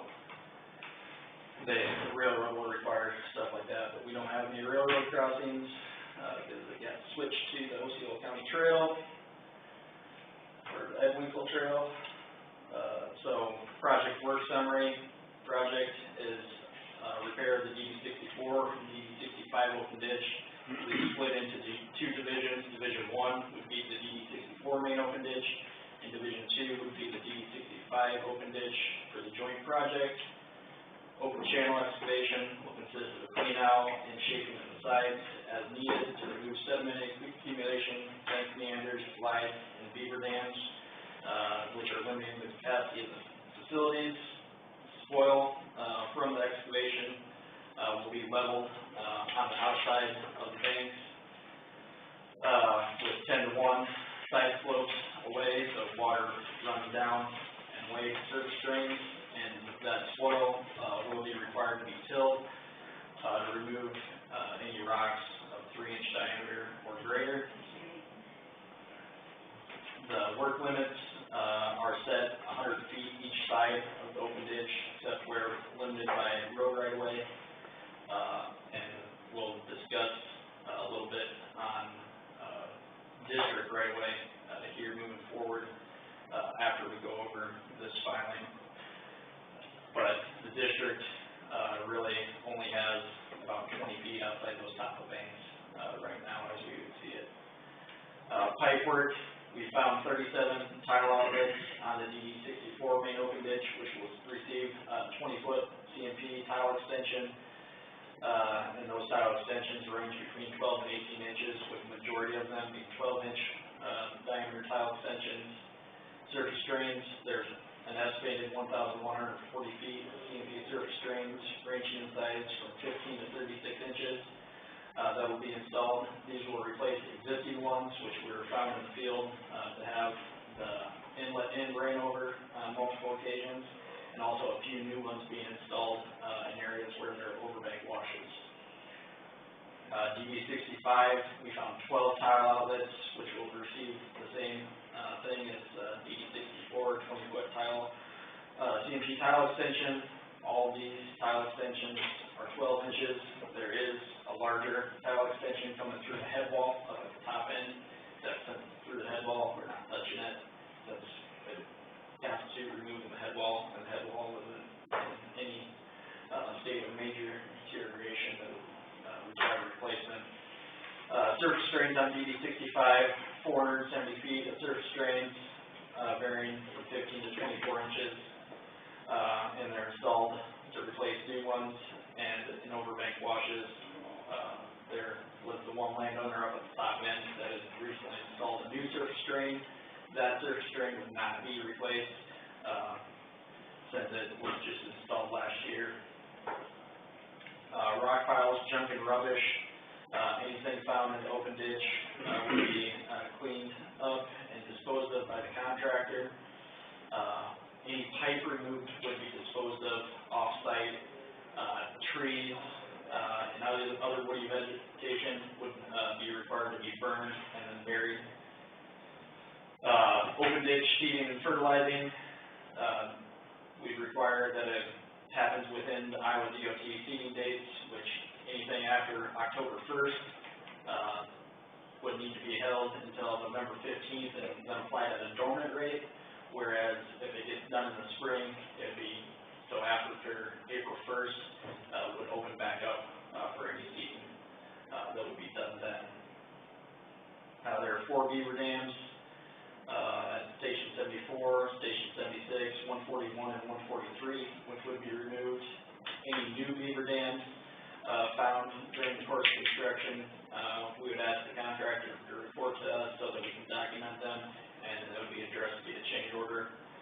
We have riprap called out at Station 915, where there's a large amount of surface flow that comes in, just to stabilize bank there, and prevent any blowout, in the bottom of the channel. And then at 197+04, which is the outlet of, or the top end of, the DD 65 channel, where the main tile comes in, and also there's a weir, on top of the structure. That would be the same thing, to prevent any erosion, flush of water, to help stabilize the banks, there. There's a farm dredge at Station 110+70, which was brought up at the 64-65 hearing. The landowner requested that it be, removed, so that'll be disassembled, removed, and disposed of by burial, within the adjacent buffer or off-site. The contractor has a choice. It would be disposed of off-site if burning is not allowed. So if it's hard and stuff, they need to see if it complies with DNR requirements for burning. If there is a whole bunch of tar on that ridge, it would need to be disposed of off-site. Then there is the 30-inch private crossing up at the top end of, DD 65, which was found to be installed high. It's also, in close proximity, to the DD 65 main tile outlet. This was causing, quite a bit of sediment to build up at the top end. We talked with, the landowner, and we're moving that, tile. We'll remove that 30-inch one, dispose of it, and a new CMP crossing would be constructed at the south end of his property. We did need to upsize it to account, for, additional flows that enter, from a couple surface drains to 36-inch, and the top width would be installed to match that of the existing 30-inch crossing, which was found to be 20 feet in width. Now we'll touch on, endangered species. Topeka shiner, Osceola County is listed as potential habitat for the Topeka shiner. Therefore, Do we have any, or is it just a potential? Listed as potential habitat, so it's not critical habitat, so there's no streams identified with it in it, but counties identified as potential habitat. So to suffice, the U.S. Fish and Wildlife Service will install a sediment screen, down at the bottom, which is just kind of an S curve with sediment screens across the bottom, just flows down, and deposits, any sediment being carried. And then trees adjacent to DD 64 and 65, trees and brush within 20 feet of the top of banks of the main open ditches will be cleared to prevent roots from damaging the ditch banks, and allowing water, roots to pass through and cause potential erosion. Tree removal is not permitted between June 1st and July 31st for protection of the northern long-eared bats. Granted, if we're looking at small trees, which we are, for the most part on this ditch, we would not be concerned about them being roost. So we would discuss with the contractor and we would allow them to continue with, any clearing and grubbing of brush. But just one thing to note, so if there's large trees, they wouldn't be allowed to be removed during that cupping season for those bats. So what kind of work would you be doing when you go across that trail? Or is there a bridge over that? Yep, there's a bridge over that. We clean out up to it and clean out any necessary sediment underneath of it. And then they would need to traverse around and clean out on the other side up to the road. Not gonna destabilize the banks underneath that bridge? Should not. And then engineer's estimate, as Jason pointed out, I left on DD 43 on there. So that should be directed to the DD 64 main open ditch and the DD 65 main open ditch. However, the numbers are right for the cost. Engineer's estimate for construction on DD 64 is $134,108, and for Division 2, DD 65 main open ditch is $55,600, for a total project cost of $189,708.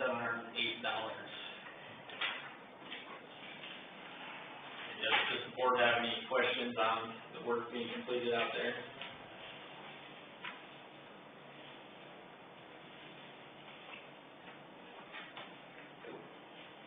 Otherwise, did we hear back from Jordan for sure? Yeah, it's 9:00 and 12. And that's what they're trying to do.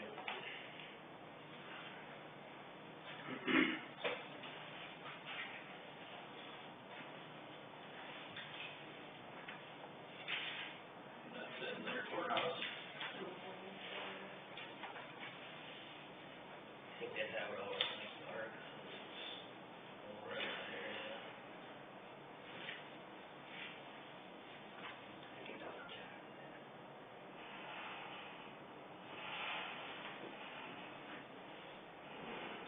Okay, so we'll want to probably change the time, that we'd be awarding that bid on October 12th.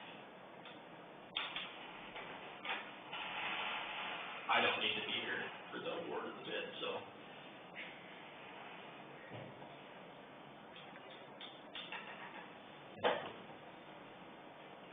It'll take, what, 15 minutes or so, not even that, I think, for them to get checked out. Yeah, it would just be, basically the board would read the, however many bids were submitted, say so-and-so submitted a bid for this much money, read off all the different bids, and then award the bid to whoever they choose.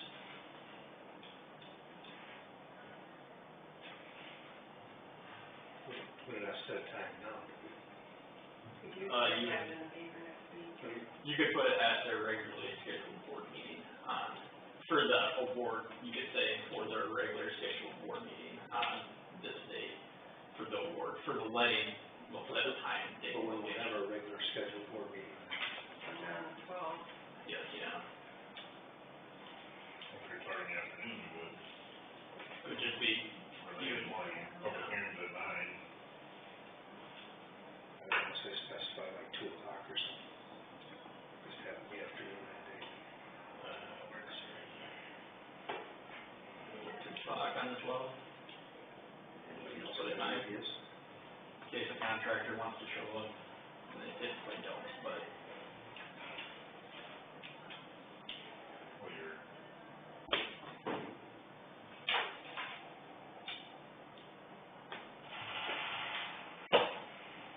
They show up to anything, and typically the letting, but yeah, I'll get that up to you in the notice.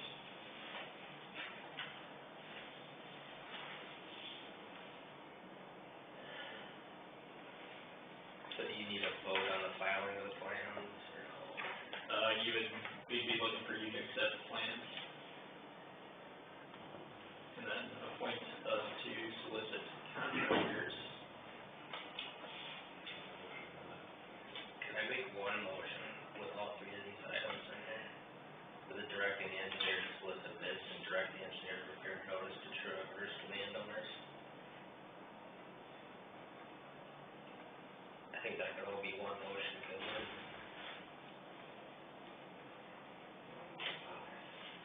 Is that your motion, Jerry? Yep. Okay.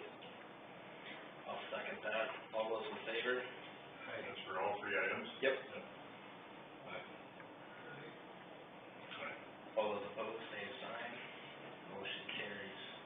So boards have any contractors they want to have contacted for this? Any local ones? Rocky Marco's already reached out to me, in regard to this project and he's interested in it. I don't know if there's anybody else local that you guys know of. Russell Ring is an Osceola County. They're on our side of the road. Yeah. Contact Pete? Who? Pete Clausen, I don't know if he does that. I have no idea. I'm not sure. I was just thinking Russell Grading, because they're in Osceola County. I think I have their contact for DD 43. I could send something to Clausen, it would just be a notice, and if he's interested in his job. What's this drainage in the county? Yeah. From him. Randy Ross. Yeah, Randy Ross, too. I think it's there in the county. Chuck Ben's doing that side too. I don't think he's been done repairs, but. discuss right-of-way and easement consideration, directing the engineer to proceed with the appraiser's report for right-of-way acquisition. So for DD 64 and 65, there wasn't the engineer's report, so we did not review, in-depth anything in regard to right-of-way. But, there was some right-of-way, when I was reviewing the records, I did find that there was some damages paid for right-of-way, but it does not specify width. Typically, at the time of establishment, for a lot of these districts, the damages paid included the top width of the ditch and about 20 feet outside, of the soil. Now, we typically recommend a 100-foot uniform right-of-way. That gives you, 30 feet at minimum outside the top of the bank, that you can use for, future access and stuff without having to pay crop damages. We did it on 43, for that main open ditch, we required a 100-foot uniform right-of-way, and the compensation for that was for the current year's, and then 20%, and then inputs for fall fertilizer, and crop damages for that year, and then, the 2 following years, we paid, 20%, 15%, reduction in crop yield, for compensation of that, and then 1 additional year's cash rent for a future access, and that establishes the permanent easement for the district to go along there and do any future repairs without having to pay crop damages within those boundaries. So if we did it, for this project where we established that 100-foot uniform right-of-way, we pay them and establish that 100-foot uniform, and then anything damaged outside of it would be additional crop damages, and then we'd be paying them for, the current year's cash rent for the number of acres that would be acquired on their land, and then any yield loss. And then they retain the right to farm that, right-of-way, and, they get removed from the county tax rolls for those acres. What's the dollar amount for that? For the estimate, typically about a $5,000 report. With 2 districts, it's probably gonna be slightly higher. It would be less than $10,000 though. For the report, and then acquisition cost. Oh, the acquisition How cost. many acres? Did not give you any Yeah, acres on that. Not the acres either, okay.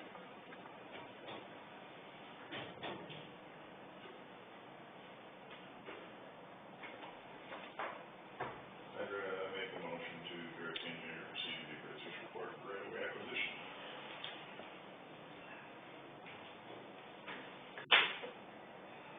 Support. All those in favor? Aye. All those opposed, same sign. Motion carries. Discuss Helen's beaver problem. What do you know about beavers, Cole? Last I heard, from Rochelle, that they were not looking into it any further. That they did not, I guess that Jerry can speak to it probably more than I can. They just kind of decided they wasn't going to do it, so they kind of, they've been a little bit up and down, but For right now. yeah, for right now, I'm gonna go through the other. Okay. I think the board can probably, if they want, table it or dismiss it at this time, until further notice. Did we do anything with that last time? I know that they were going to talk to their neighbors. Think about what they wanna do. I said, let's dismiss it, and if they wanna bring it up again, they can always bring it up. Okay, yeah. Is that a motion? Yeah. I'll second that. All those in favor? Aye. All those opposed, same sign. All those abstaining? Motion carries. Take a motion to adjourn. All those in favor? Aye. All those opposed, same sign. Motion carries. And now we will open drainage district number 9, lateral 2 and 43. Any additions or subtractions to that agenda? Not, I'll take a motion. I'll second that. All those in favor? Aye. All those opposed, same sign. Motion carries. Any corrections to the August 24th, 2021 minutes?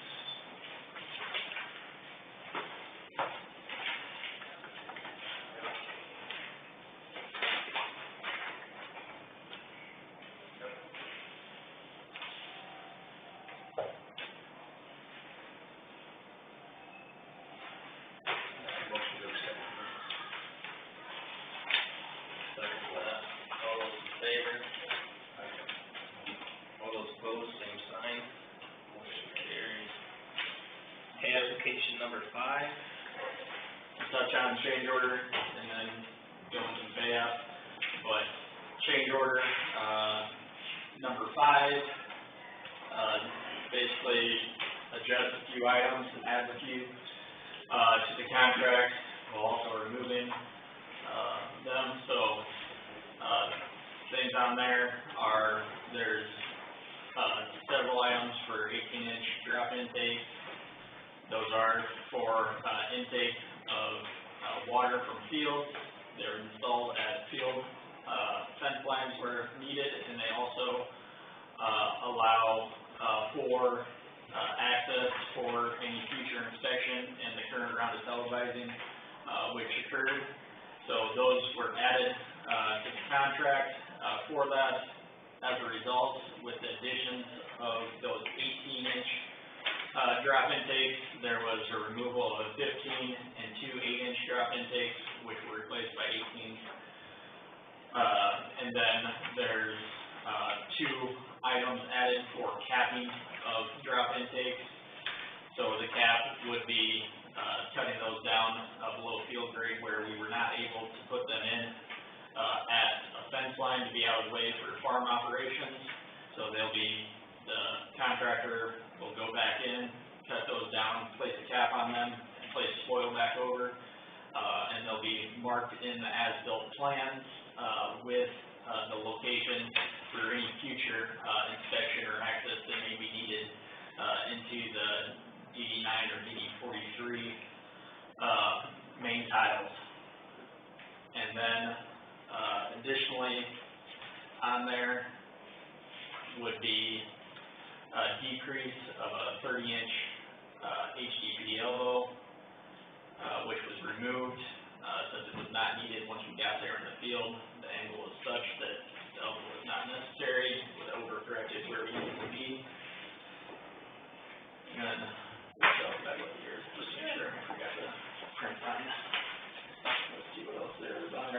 then the crush and bury of the tiles, that occurred, out there, there were several portions, I should say several portions. Kevin Wilswinkle requested that it not be crushed and buried through his property. And then there was and then there was a header tile, left where they would've had to dig a tile connection clear across the field. So we just left it in, as tile header, because when we dug it up, it was found to be in pretty decent condition. So it will serve as an outlet for those header tiles. So that crush and bury item being decreased accounts for those. And then, the other item I forgot to mention was added would be seeding of a residential property, which was the Dig property. The tile traversed across the southwest corner of it, disturbed, some grass there. The contractor, for $100 went in with additional seed and seeded that down, here recently. So, The owner was upset that we're gonna have to mow there. I know, right? Do they really want to see it, or? I guess she had noted to me that she'd like there to be some seeding, so. Okay. That is the change order, and then the pay application, along with that, I brought today a certificate of substantial completion, that we plan on mailing to the contractor, with the board's approval. The contract is 99% complete, with, the major items, remaining being listed on this punch list, which the biggest thing would be open ditch fertilizing and seeding. That has not been complete. The contractor is reaching out, to your seeding and fertilizing guy, but he's planning on using a hydro seeding, to get that done. And really this time of year is better to get the seeding and fertilizing done than it would have been, in June or July, when things were burning up. So we should see better establishment once that gets completed. We see the items for the capping of the drop intake, and then, there is, repair locations, listed for what was found during the televised inspection. So, DD9 televising, and inspection was completed, last Friday. We found 5 areas which needed to be repaired, and about, what would that be? 16, or about 12,000 feet of tile that was surveyed, or televised. So, much better installation than what we saw on 43. Contractor got the process down, and we estimate that, with these 5 repairs, it'd be about $500, in rock that would be needed. And the contractor does have rock stockpiles out there still that he needs to use up. So, we expect, that the next change order, and the pay app before the final completion one that would release retainage would include items for change order of any rock and aggregate material, and cradling and trench stabilization rocks, as well as, any private tile connection. So, we estimated that there would be, 34 private tile connections, I believe, on DD9. I went through and counted them, I got 39, so we paid out those 34, and then we'll get the contractor's, final, list of tile connections, as well as review what we surveyed in for tile connections, confirm, and then we'll adjust that, tile connection amount up. Any, questions on the certificate of substantial completion pay app or change order?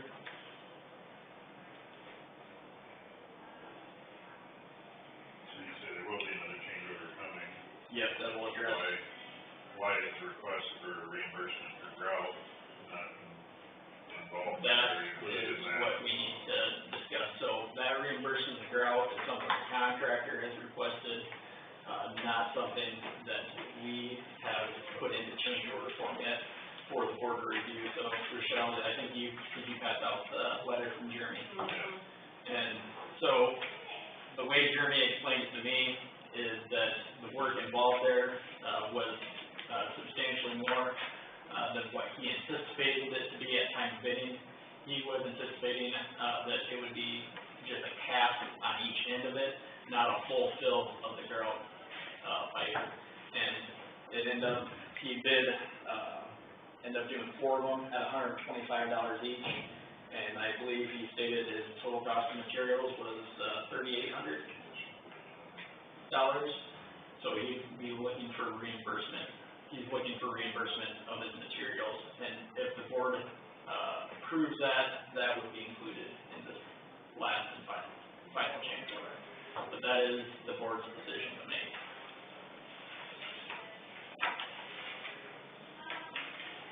And I can say I did review the other bid items, for what the other contractor provided, and his estimate was significantly more than, what Jeremy had, bid, and, so was our engineer's estimate. And it is typically anticipated that, yeah, this grouting cannot be done for $125, but it was the bid he provided at the time.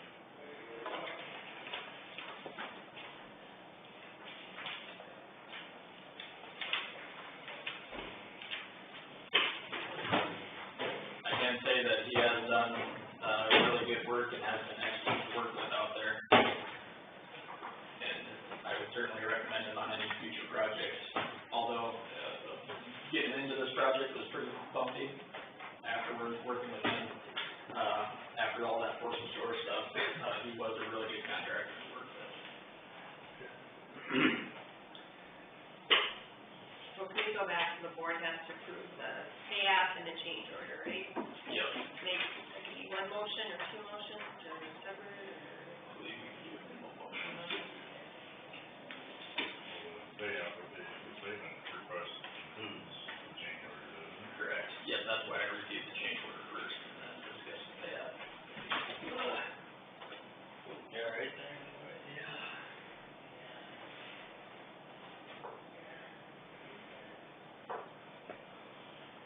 Then make a motion to approve the change order number 5 and pay application number 5.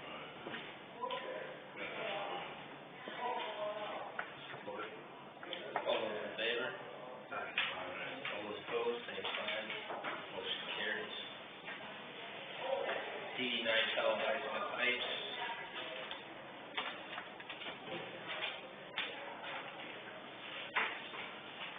DD 9 televising pipes, I guess I touched on that here a little bit when I talked about those punch list items, but 5 repair locations, estimated about $500, in rock to go back and, touch those up. Then you need us to make a decision on the route. Yeah, so and that would have been a request from the contractor, for a change order, to cover, additional material costs that were not anticipated. Well, they were anticipated by everybody else. Correct.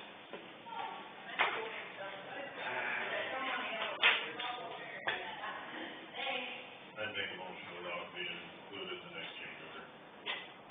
It was installed material, and it's definitely in the ground.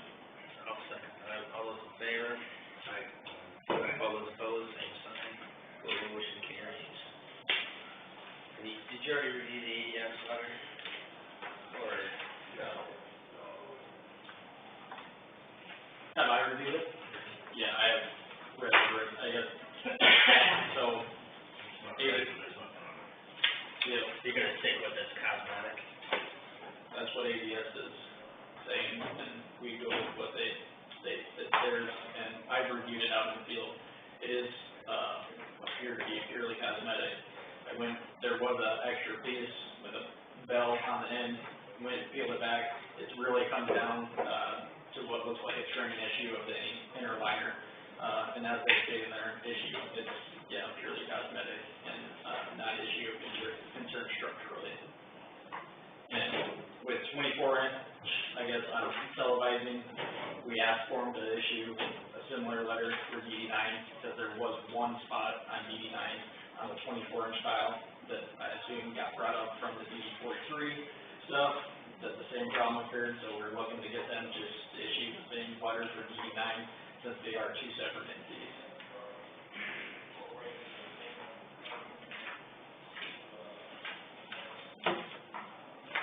There's some motion we can make that's like dismissing a legal case without prejudice or with prejudice, whichever word that means, that we have the right to bring this up again, is it?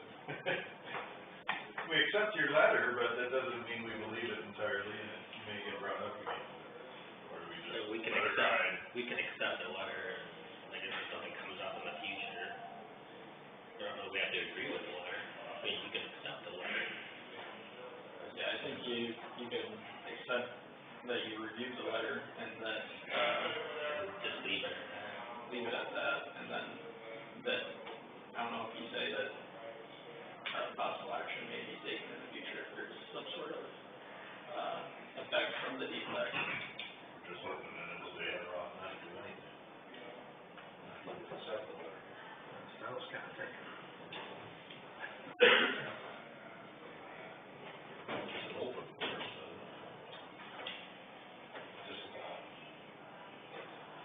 Because it says it's a rare occurrence if that happens.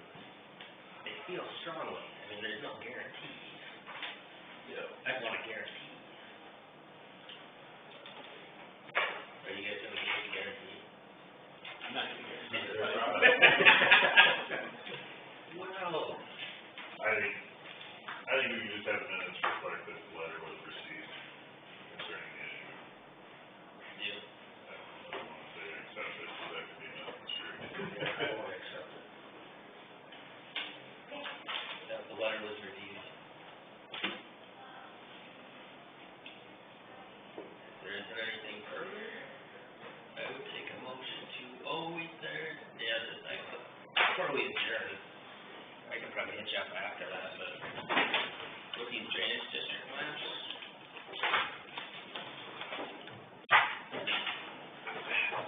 come 21, 22, 10, so this whole stretch south here didn't make it in here. Oh, This, yeah. that I mean, I know, so these districts that I showed on there are ones that I found, were provided through the county, shape file, so. Who provided you with that file? That would probably, I did not get that, we've had the file on record, it would have been acquired from the county at some point in time. Or possibly through, Beacon, may have had it and provided it to us. There's a whole stretch in that, Yeah, there's a whole stretch on there that's not identified. So I kind of have an incomplete map. We have like 22 that's kind of showing, but we're missing 10, 6, and 33. That whole stretch. Or I guess we have 33. 33 is on there, but that We're whole missing gap in 10 and between. 6. Yeah. Yeah, I'm not 100% sure on that. If I'm not mistaken, we didn't pay you to update this, did we? No, I just It was provided as a assistance, so. How could we get that in there? I'm guessing that those boundaries are, for 22, 6, and 10, are definitely not accurate. Just because, typically you see more of a expanded boundary as you go up. So my guess is that there's probably quite a bit of land that drains into those districts that is not included in the boundary. Well, that 10 and 6 were established to straighten the river channel, is what I was understanding. Okay. So it's not really. It's not really a drainage district. It's just Well, it is, because I get sentences on every time there's a fire on the creek. Yeah, I guess it would be Or more a about, tile line that drains into the creek. so it's operated. It's operated as a district, so we all get assessed every time there's a tile. Do you know when they were established? 1900 or something like that. Okay, so it's definitely not, And even on the bottom and down here again. I don't think anything's on there either. they're a mess of them, that's, Yeah, like 8 and they're 12 on there. Yeah, so, Or is it 12? yeah, 8 missing there. But yeah, that would have been, This is mine, isn't it? there's a bunch of them in there. 12, 30, 39. Basically down here, this blue one down in the bottom, they're adjacent to 8 that has 3 different districts listed there. The boundary of the watershed shape file that was provided had they were all overlapped in various spots. So I don't know what was happening there, and what the history is of that, but whoever had drawn those shape files originally just had overlap, everything was overlapped. They weren't really individual, so I just combined all those pieces into one. Yeah. But it does appear that that old map is more accurate with the additional ones on it. But that's no question that has to go. Okay, but yeah, that's, I just, because I was working with the information I had, I didn't know that it was missing, so. Now I think we'll adjourn.